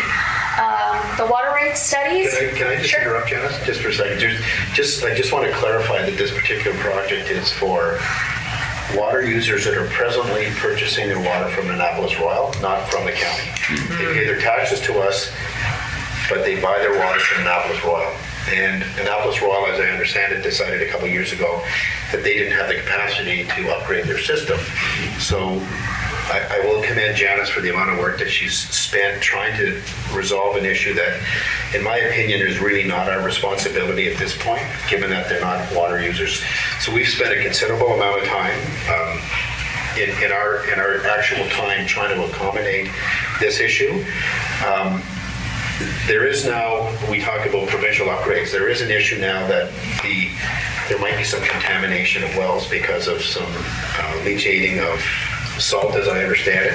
So the project that was originally just going to come down Hillside, I always wanted to go down Highway 201 because I wanted to expand our network and maybe expand our coverage. We may end up doing that now because of the contaminated wells from the province. So this one probably, had that not happened, we might have had this project started already. Now we're waiting to see the additional cost, how much is being covered by the province, which should be 100% of it as far as I'm concerned. So it will be, this one will probably take a fair bit of time too, because the province just still has to consider what they want to do in terms of remediating that problem.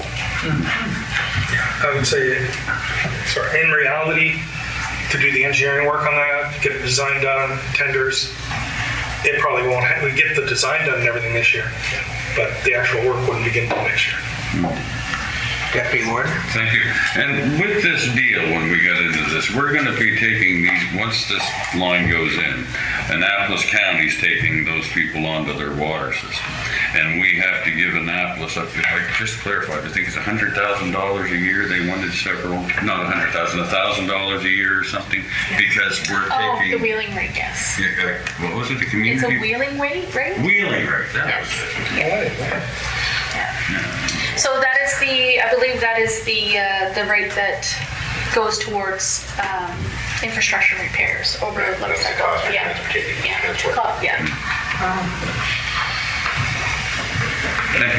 Okay, so the water rate studies. So we had this on the books last year. We considered doing it internally, but I believe, are we still going internally, or are we going to go to a consultant for our water rate studies? That's still to be considered. Still to be considered. The sports hubs improvements, which we already spoke about, in total is 273, of which $100,000 was from the previous year. Queen Street, again, another $937,000 on our books for last year for Queen Street water, wastewater, road reconstruction. Easement in Bridgetown. This is a property that has a culvert, a broken culvert running through their property, and they've seen a substantial erosion from it. So this spring, we're going to be starting the repair on that. We had to go through some hoops with environment in terms of making sure there was no fish in that brook. Asset management, we spoke about. Excuse me for a sec, Councilor Bartelli, I have a question. I think we probably answered that already, but the 937, that's part of that 1.6 total? Yes, yeah. So this is just a recap of some of the things we've already spoke about. Okay, asset management, again, 162.5, of which 62.5 was from previous year, and that previous year amount comes from the asset management consultant. Projects improved of Bridgetown. So Bridgetown Bridge repairs. You may recall that I came back to council here back in the early fall. TIR, we have a cost share agreement with TIR for bridge maintenance. They approached me and it was $15,000. This will get done this year. Lift stations at Granville Ferry and Carlton Corner. Those are the ones in, the Granville Ferry is the one for the safety from rails. Carlton Corner is infrastructure upgrade, which we booked for last year. Church Street crosswalk, same, that $50,000 I spoke of before. Project total will be $60,000 this year.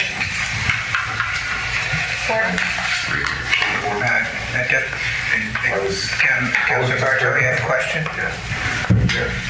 earlier in Florida, this crosswalk for 10,000, and now it's 50,000. Right. So this is last year's funded money. So these are last year's projects approved. Well, it says in 2022, should say 2021. So Church Street Crosswalk originally was $50,000.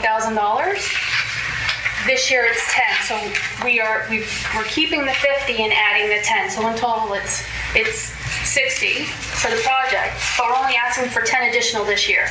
That's an expensive crosswalk. It is, but it has electrical repairs, it needs structure repairs. We're also adding accessibility to it. So it means digging up the sidewalks and stuff, and part of the road. Councillor Hudson? Yeah, just so I understand. So, use the Church Street crosswalk for 50,000. Was that approved in the 22 financial statement? In the budget, No, in the actual. we haven't spent anything on it yet. Huh? We have not spent anything on it yet. I know, but you could accrue an expense. No, but we haven't done any work, so we can't accrue anything for 2022. So council approved the project last year, we haven't done anything. And now as we've updated our records, it's now 60,000, so we need to add an additional 10,000 in 2023, year ending 2023 to complete that project. So we haven't done anything on it, so we can't really accrue anything for last year. You can't accrue upcoming expenses? No. Can't? Well, there's no legal liability yet. Huh? There's no legal liability for that project yet. So this is my third dumb question of the day. So the $50,000 for the Church Street sidewalk that we allocated last year, we didn't spend. I'm looking at page 3, the reserve balances. Is that $50,000 in the reserves here? So it's pushed out. So it's accounted, right? It's accounted for. So the reserve balances that we receive at the end of whatever, it will account for these projects. So the $50,000 deducted from the reserve balance we start with, and now we're only taking another 10 out to finish the project. So that $50,000 is on a separate sheet. It's not on these reserves here that I'm looking at. Is that right? So the reserve is, let's just say for argument's sake, we have a reserve for crosswalks. It's $100,000. So last year it would be $100,000. It's still $100,000 this year, but of that $100,000, we made a commitment of $50,000 to this project. So now it'll be another $10,000. So we'll have committed from that $100,000, we will have committed $60,000. Should council approve it, we'll have committed $60,000. Until we spend the money, that $100,000 stays at $100,000. So when we say committed, what we're doing is we're saying we can't use that for a different crosswalk unless the crosswalk is only 40, then we can commit the full $100,000. I'm sure you're right, but I didn't necessarily get it. Maybe if I could try it on the big number, which is the Queen Street. About half of that is in the current, when we saw the slide, and half of it was money allocated last year. So the 900,000 or whatever it was that was allocated last year that we're going to spend this year. So if you look at the letter of intent funding in reserve. The letter of intent. So last year letter of intent, maybe that's a better example. Let's just say we had 1.1 million in letter of intent. From that 1.1, council approved 900,000 for Queen Street. But we haven't spent anything yet, so that reserve is still 1.1. But we can't spend 1.1 because we've already, in theory, spent 900,000. We haven't spent a penny. So council could say, for example, they could say, we don't want to put any of that on Queen Street. We want to put it all in Granville. So then we just reallocate it from Queen to Granville. I see. I do see the 1.19 here for the letter of intent reserve for Bridgetown. Right. So the balance of that, so now that they've all been approved, if we finish the project tomorrow in theory, that will be zero because we'll have spent all the money. Okay. Thank you.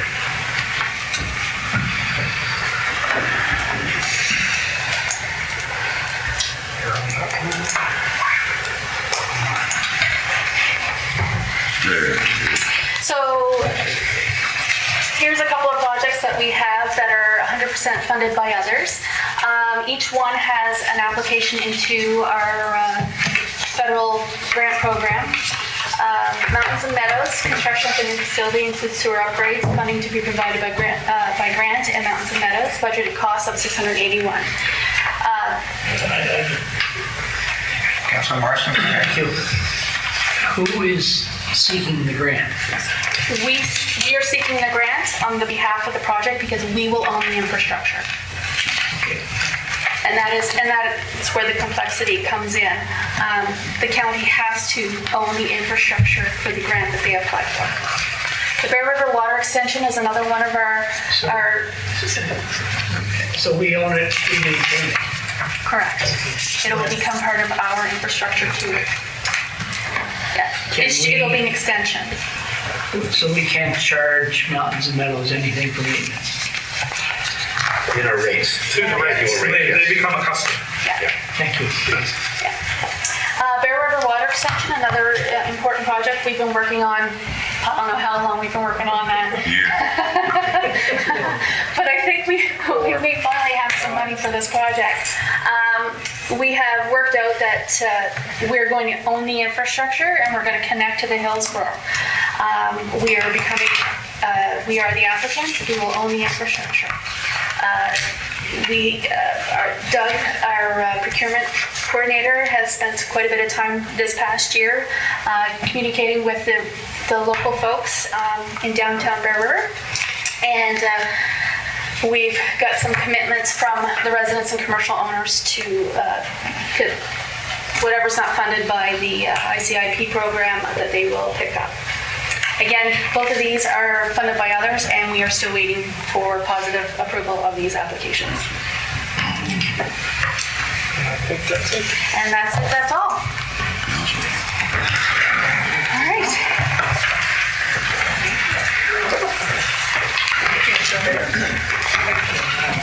Good presentation, yeah.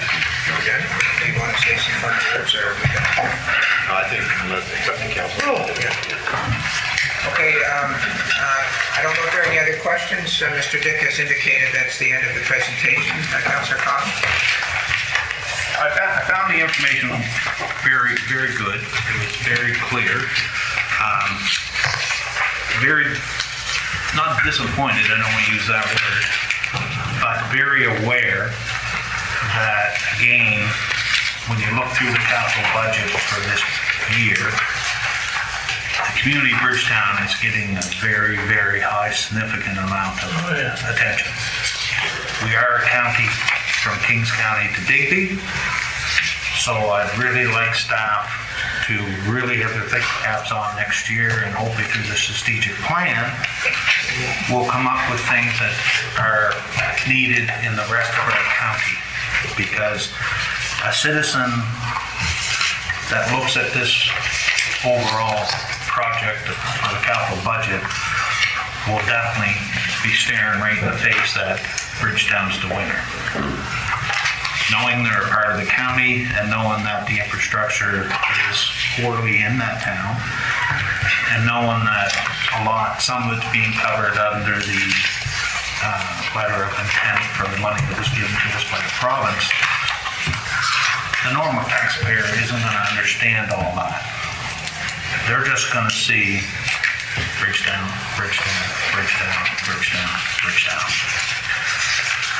And again, there's all kinds of projects that us councils have in our area that could improve our county too. So I really hope through the strategic plan that we can come up with projects within our whole county. But a very good process. Councillor Prout? Thank you. I too would like to comment on and I know I was going to contact you, Mr. CAO, about a matter yesterday, and I thought that's very trivial compared to what you folks were putting the finishing touches on. I do appreciate the effort that went in. I understand Councillor Connell's comments as well, and we are a big county, and it seems, someone will call and say, well, what about this area or that area? How come that's the area of greatest concern? And I think it's important for us all to realize that we are all one, and whether it's, there was a time we focused perhaps in District 6, and now it's in the center part of it, in the former town of Bridgetown. And there are a number of areas. We have everything from, Springfield, Milford Bridge, Morden, sorry, wrong county, Parker's Cove, Marketsville, and everything in the middle. And I do think there are areas that are, I won't say underserved, but have other issues and projects in the future.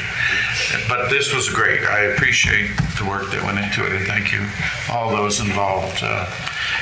Well done. Thank you. Councillor Longmire, did I see your hand up? Yes, thank you. I would just like to echo exactly what Councillor Connell and Councillor Prout said, and as well focus on the strategic plan, because that's where we're going to have to go in order to make some of the other changes and improvements in other communities. So I think that'll be a great place to be able to focus on. I do know that Queen Street, Bridgetown has really struggled, and it's long overdue. And yes, it does appear that work is taking precedence, but they have also waited patiently. Just to note, there was a pothole outside of RBC that you could have fit a small or large child in, and it feared me. I thought if I fell in, no one would know I was there. So, that's just, these are the things that it does matter to the citizens, and they do pay taxes, and we've got to look out after them. I am so seriously impressed with accessibility and knowing that we're using that language and that we are starting to be proactive and working that in as we're spending money, because we need to do that. We need to show up that way. Thanks. Well, thank you very much. I guess that brings us back to the agenda. Do we need a motion to the capital plan? That's the one 4.1, or was 4.1. No, is that included in 4.1? So we don't have a... No, so that would be, just whether the council wants to approve it, just be a motion to approve the capital budget, that it all make changes. Mr. Dick is suggesting that before we leave the capital budget, we have a motion approving the capital budget as circulated and discussed. That's fine. Unless council wants to discuss further. Moved by the Deputy Warden, seconded by Councillor Longmire. Is there further discussion with respect to the capital budget? If not, I'll call for the vote. All those in favor say aye. Aye. Opposed? Motion's carried. Thank you. Thank you. So now we're at the old 4.1, which is the levy and collection of tax rate for the fiscal year 2022-2023. There's a long formal draft motion. Deputy Warden, do you think you can get through all this? I think so. Top to bottom? 4.1 levy and collection of tax rate for the fiscal year 2022-2023. That municipal council authorized the levying and collection of the rate of $1.025 on each $100 of assessed value of residential and resource property assessed in the assessment roll, and the rate of $1.80 on each $100 of assessed value of commercial property assessed in the assessment roll, which rates the council deems sufficient to raise the sums required to defray expenditures of the said municipality for the said year and any deficit from the preceding year, and authorize the interest rate at the rate of 12% per annum be charged on current rates and taxes remaining unpaid on or after June 30th, 2022, and authorizes the payment of said taxes to be made to the municipal treasurer of the said municipality on or before the last day of June in the said year, and that municipal council fixes June 30th, 2022 as the day after which the clerk may proceed to issue warrants for the collection of all rates and taxes unpaid in accordance with the recommendation of the Special Committee of the Whole. Seconded by Councillor Morrison. Discussion? Councillor Cottle? I'm going to support this motion like I did last week, and mainly because I'd like to see our reserve built up, because looking and going over the capital budget and seeing that we're going to have some debt, and if we want to pay that debt, either it has to be paid out of reserves or it has to be paid out of a tax rate. So if we have the opportunity to put 500,000 and some into our reserves this year, hopefully next year will help us defer some of the cost. We may not have the same opportunity to put the full 500 in next year, but we may be able to hold the tax rate for another year and pay off some debt that's coming facing us. So that's why I like to see our reserves built up, is because then we have a choice. Right now, we haven't got much of a choice. We keep paying things out of our reserves and keep lowering our reserves beyond the point of it being efficient. So I am going to support this motion. Anybody else? Councillor Bartow? I guess I too would like to see the reserves where they should be, but I've had a lot of feedback from my constituents leading up to this, and I just feel that maybe it's a little excessive. This and that. The staff had proposed a lesser rate, and the council made a motion, made a goal to pay that up to last year's rate. I'm not in favor of that. I woke up in the middle of the night one night and I started writing about 10 pages notes there, which I won't bore you with, write all my reasonings, and I think it was just to get something down on paper so I get back to sleep that night. But there's a lot of things we can do, like managing our finances. There's things like, we don't know with the profits of the internet, where they're going. That's like 5 times what we would get out of raising this rate alone. So there's money around there that can be put towards the reserves, and not on the backs of the taxpayer. I don't think, I'm not a fan of digging further into the markets this year. So I will be voting against that. Okay, Councillor Longmire? Thank you. I won't repeat everything I've heard in this space thus far, but I guess I would add to Councillor Bartow on the fact that we did go into a lot of arrangements and have placed a fair bit of burden on the citizens. And although I agree wholeheartedly in building up reserves, absolutely, we have to face the future, and we don't know what we don't know, and so money is what makes it all happen. However, I have to look at housing, I have to look at the cost of fuel, the cost of food, and look at the vulnerable people who live among us, of the 19,000 citizens in our county. And so I will not vote in favor of the 1.025, but we'll look at something closer to where staff have recommended. Thanks. Anyone else? Councillor Sheridan? I will be supporting the motion. We're not increasing the tax rate. And last year, like I mentioned, we did have to increase it. Hopefully, if we keep the rate this year, we won't have to increase it next year, which in my opinion would be more of a burden next year to say to the taxpayers, it's going up 4 cents as opposed to staying where it is right now. I strongly feel it should remain at 1.025 to help our reserves. Everything is going up in price, and it's costing us more to do repairs at the office, in our infrastructure. So I will be supporting this 100%. Councillor Proud? Yes, thank you. I'll be voting in favor. No public opposed. As my fellow councillor often says, I won't go over plowed ground. But I think it's the right thing to do. Thank you. Councillor Hudson? Yes, I'll be voting against the motion.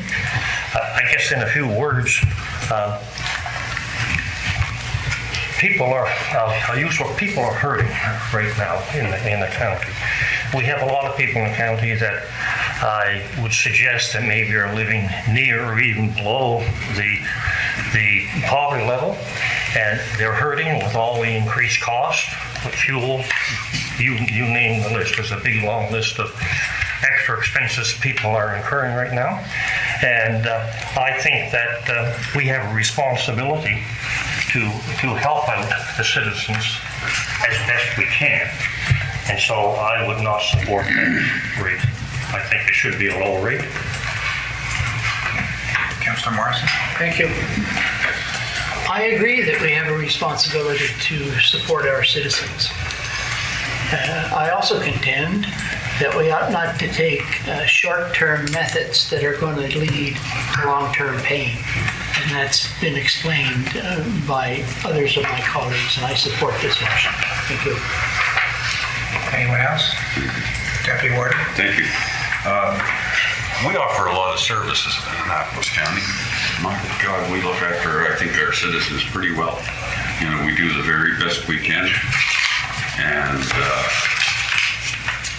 I believe that we need to build our reserves.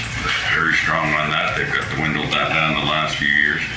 And I think supporting this budget is probably the best way to do that. And when we talk about where we might save dollars, we could thrash that right to pieces, right, for a long time. But right now, we need to plan for this year, and I believe this is it. Thank you very much. Anyone else? Councillor Redden? I was hoping my colleagues would be a little more verbose, as I wanted to think for a minute here. So I listened to what our CAO had to say about financing the future, taxing the future residents versus taxing the current residents. I've got an idea in my head, but I haven't quite got the words attached to it yet where I want to be. I'll start with, I really don't like that we're justifying maintaining our tax rate to increase reserves when we don't know what our reserves are. I'm happy with the tax rate being where it is. I'm happy with increasing our reserves. But I don't know where we're going to sit, where our reserves going to be. That's not in front of us. I'm also pretty cognizant of the price increases that have happened very recently, the last couple months. We've seen inflation go from normal, quite literally for all my living memory, inflation has been 2 to 3%. And since December, it's gone from that to, I think if you take the high number, is 7%. So wages haven't adjusted that fast to people, but costs have. So I look at that aspect. Certainly large portions of my district are on fixed incomes or relatively, or what do you call it, when they're marked to the inflation rate. That hasn't caught up. There's that lag there. And then if we start talking about an inflation rate for 7% over the next year, that means these reserves we're building are actually deflating and you're going to have 95% of your purchasing power next year. I don't like the number that staff has given us at 98.536. I think that's much too low.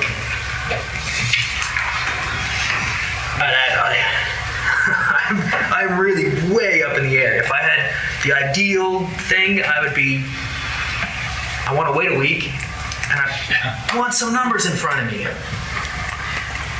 I'm making a decision you want, but I want numbers in front of me. Show me some data.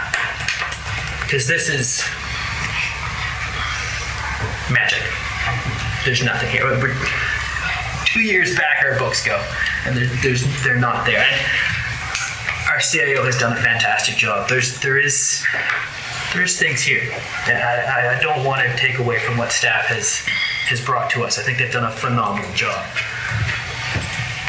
But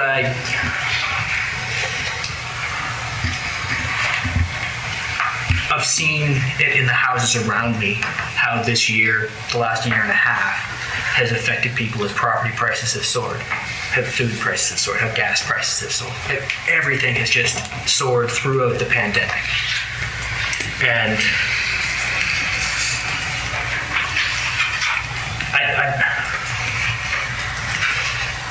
I just don't want to keep us right where we are. We went up $0.01 last year. Maybe we should repeal that cent. It's $130-ish, $135,000, I think. That's where I am. It's call the vote right now. I don't know where my hand's going.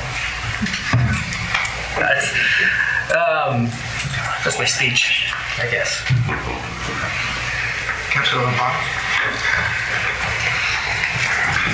Everyone around this table is wanting to do the best for their constituents no matter what.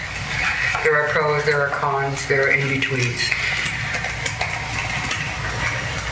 I took myself back to last year where we were told by the interim CAO that we should be charging way more. And we came down to a 1 cent.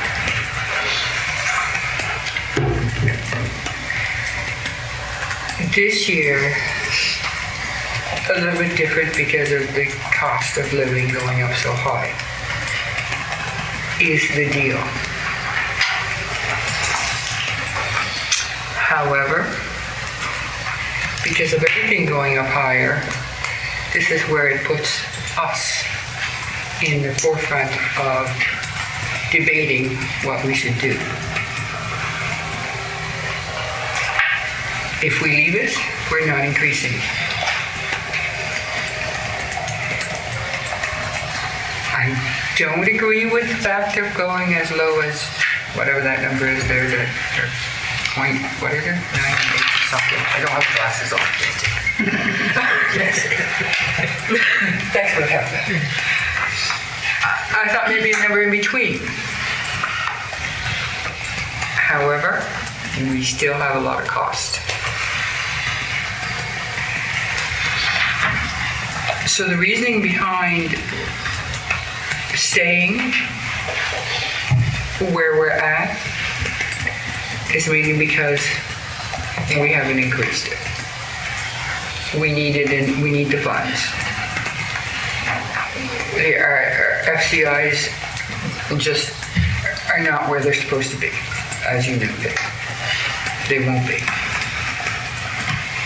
But that's not my real thing. My real thing is what we need for this county and how much we need to go forward. So our staff, well-equipped and knowledgeable about what they're doing, have presented to us a very clear budget. And I'm sure with all of their consideration, I know, and you know, and we all know, that we're going to be faced with things that we didn't know we had to pay for. There's the problem. And it's not what the cost of to fix was 2 years ago. It's what the cost to fix and get people to do it is now. So, having said that, I'm balancing. So it is something that, it's balancing on what we need versus maybe what our constituents need. Question? Thank you. Pardon me? Question? I have my name on the list. I'd like to speak. Go ahead. You're in the chair now. I think everybody has, so I waited to the end, which I think is appropriate. I struggled with this. I really struggled with it. I was very pleased that with the increase in the assessment, that we could have a reduction in the tax rate, and I thought that was really a nice place to be. It still would have resulted in a small increase in the actual tax out of pocket, about 1.3%, which I thought was very good in a time of inflation of 7%. But at the meeting last week, when we had a motion on the floor to leave it the same, I learned that our reserves were down lower than they should have been. We didn't really have any facts and figures on that, but I took from around the table that that was the case. So, as is my wont, between then and now, I did a deep dive into the numbers. And as I said earlier when I questioned the CAO, I really wanted to find out where our reserves were according to what they should be according to the provincial, not requirements, but suggestions. And we should be somewhere around 15%. And by my calculation, I'm going to say we're at 6%. So we're much lower than we should be. There's a risk there. And it's a risk I don't think comfortable in taking. Now, there's a difference between keeping the tax rate the same and raising more tax money for the purpose of putting it in reserves than for the purpose of spending it. If there was a project here that we didn't really think we wanted to spend that money, we'd cut that back because we're not in the mood to increase taxes. But by keeping the tax rate where it is and increasing the reserves, we're not spending any more money. We're not spending any more of the taxpayers' money. What we're doing is we're just putting it there so that next year we won't have to raise the taxes more. And so there's going to be a raise in taxes out of your pocket this year, but it'll be reduced next year. There's no question about that. What we're doing this year will make it easier next year. So to me, that was the important issue, is that we're in a risky situation. We need to increase our reserves, but at the same time, we're not spending any more money. We're not spending any more of the taxpayers' money. We're just raising some money so that we won't have to raise it next year. So as a result, I'm in favor of the motion that's on the floor. Call the question. Call the question. Now, call the question. I don't have anybody else on my list, so unless somebody's calling the question, it's a 2/3 vote, but I don't think we need to call the question because it looks to me like everybody has spoken. So unless somebody wants to speak, I'll call the question now. I'm not going to have the deputy warden or the clerk read that long motion. We all know what it is. It's to keep the tax rate the same, basically. So I'll call for the vote. All those in favor, raise your hand. 1, 2, 3, 4, 5, 6, 7. Those opposed, raise your hand. 1, 2, 3. I counted wrong. What about I didn't count myself, did I?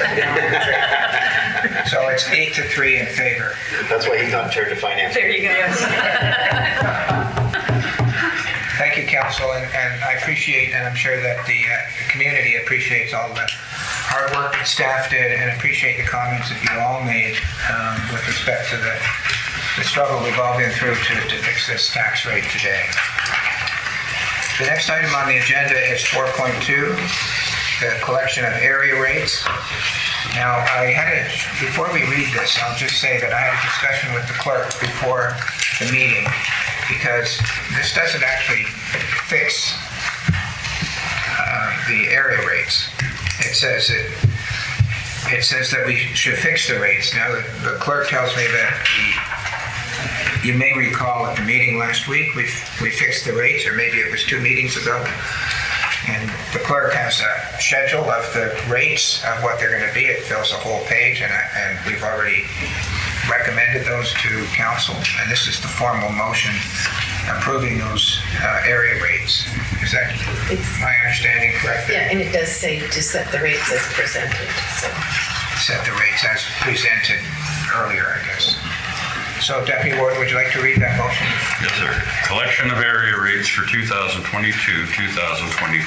That municipal council set the area rates for streetlights, fire hydrants, paving, sidewalks, and other specified rates as presented for the 2022-23 fiscal year in accordance with Section 75 of the Municipal Government Act. The area rate shall apply to the residential, commercial, resource, and business occupancy assessment in the area, as recommended by the Special Committee of the Whole. Is there a second for that? Councillor Connell seconds. Discussion? Seeing none, I'll call for the vote.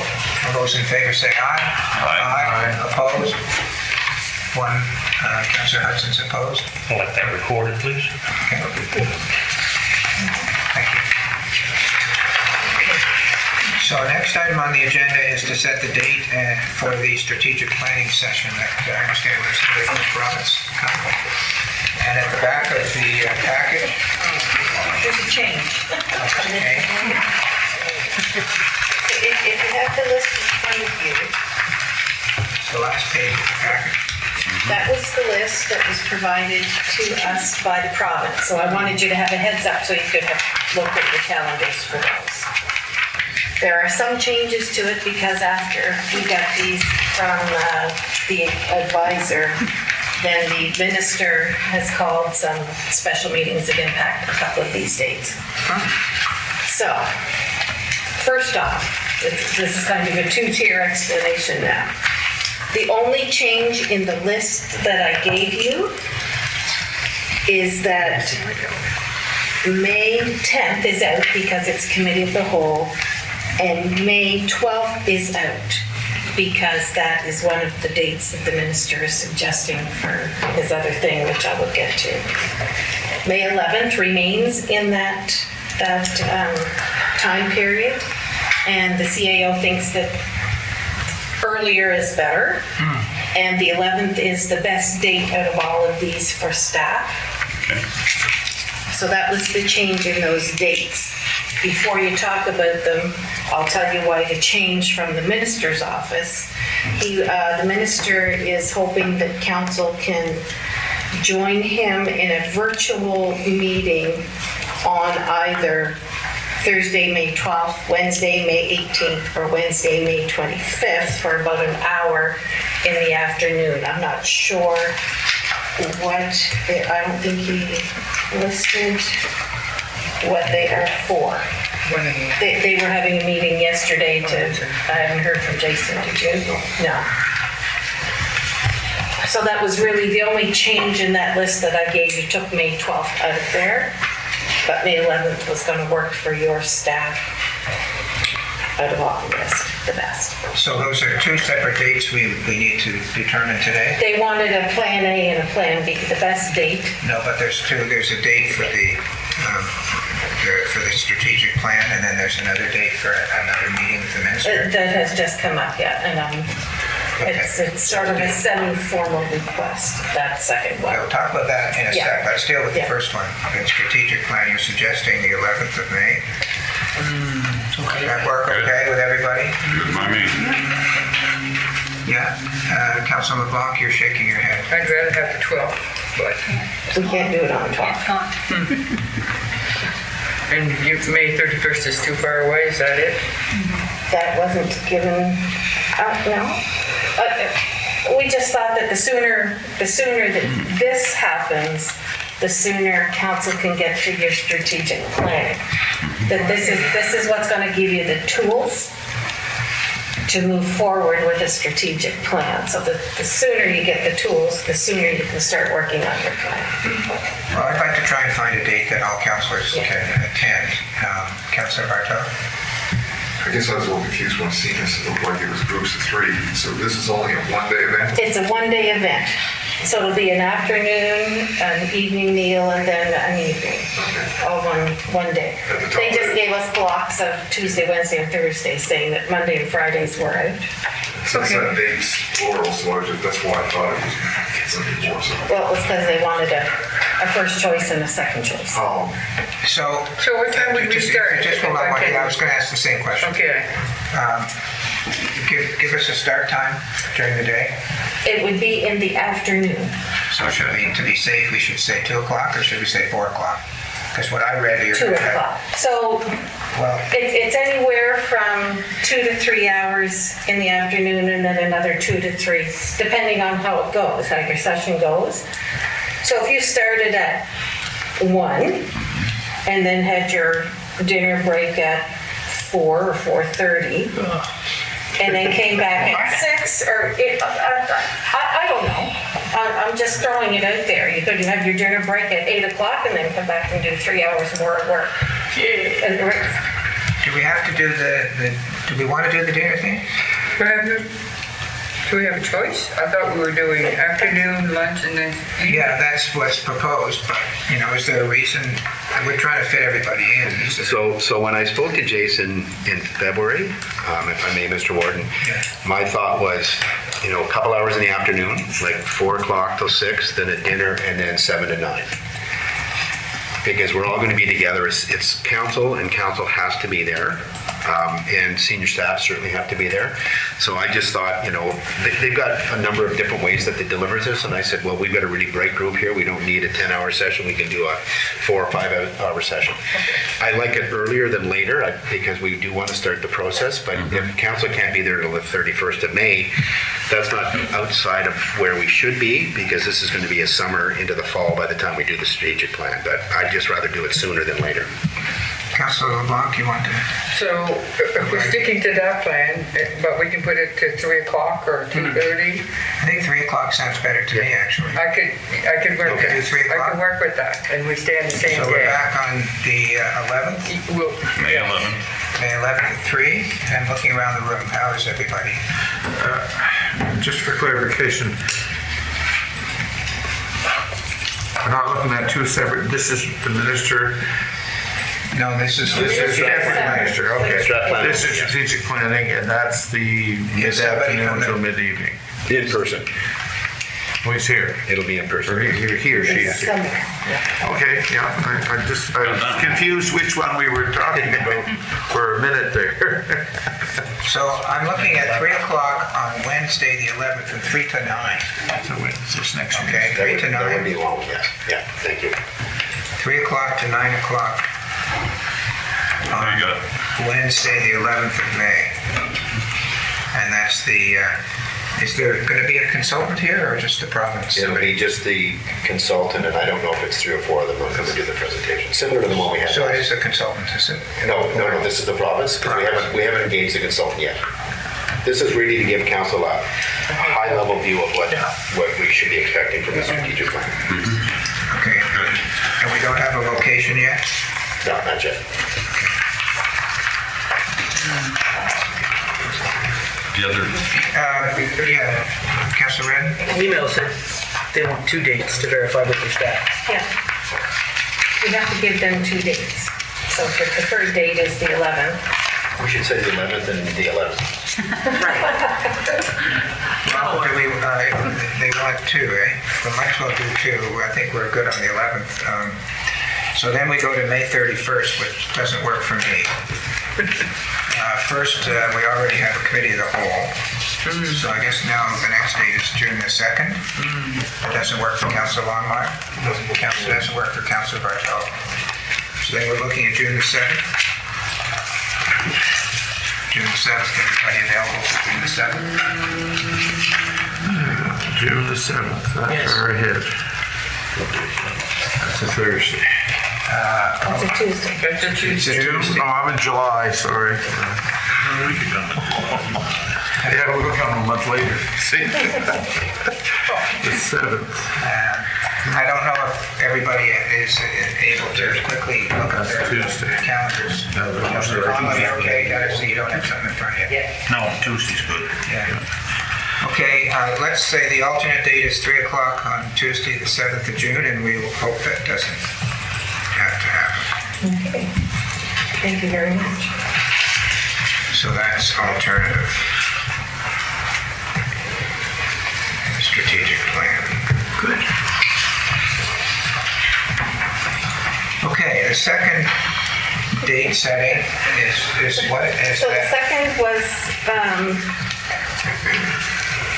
I think this is the informal invitation because it interrupted dates that they gave us for the strategic plan.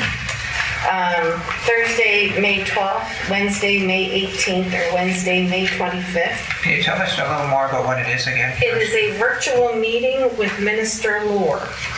He's And is it- looking to meet with councils. Is it just our council? I'm not sure. I think it's Pardon me? all.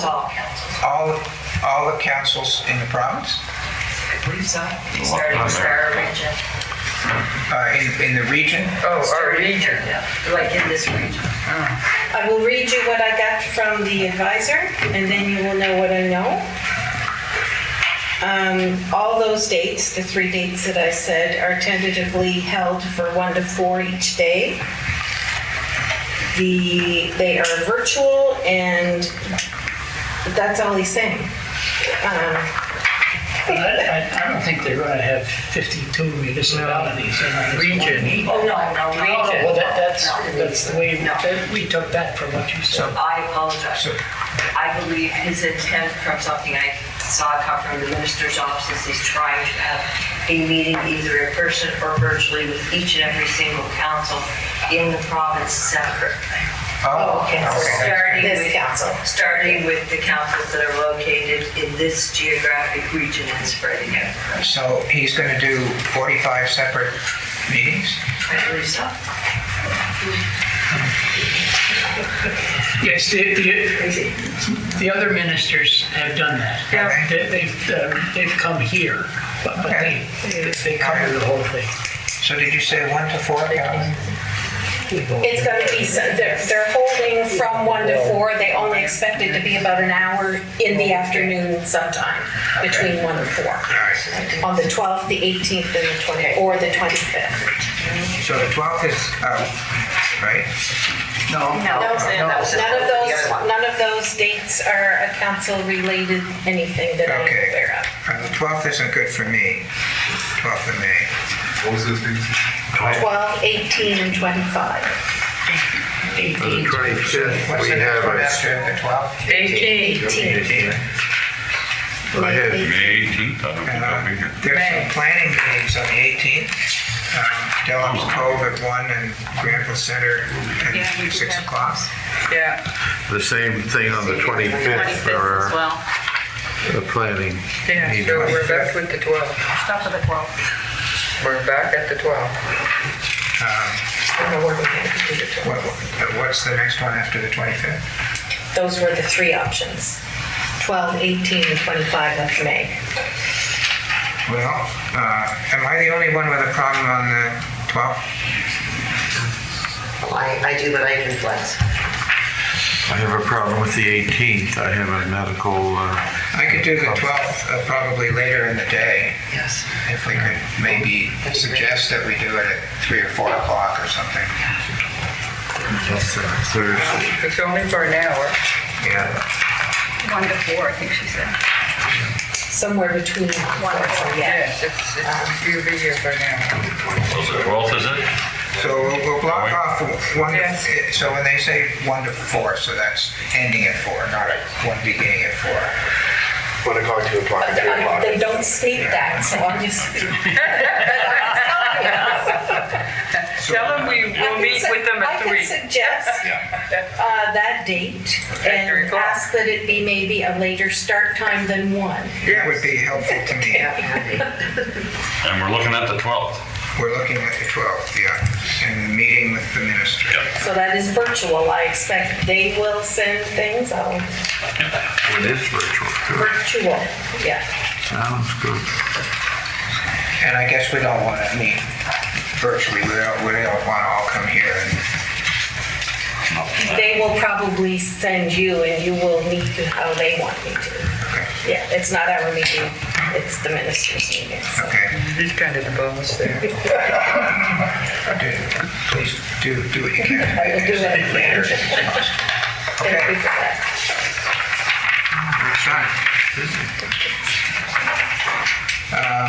Next Is there a motion to go in camera?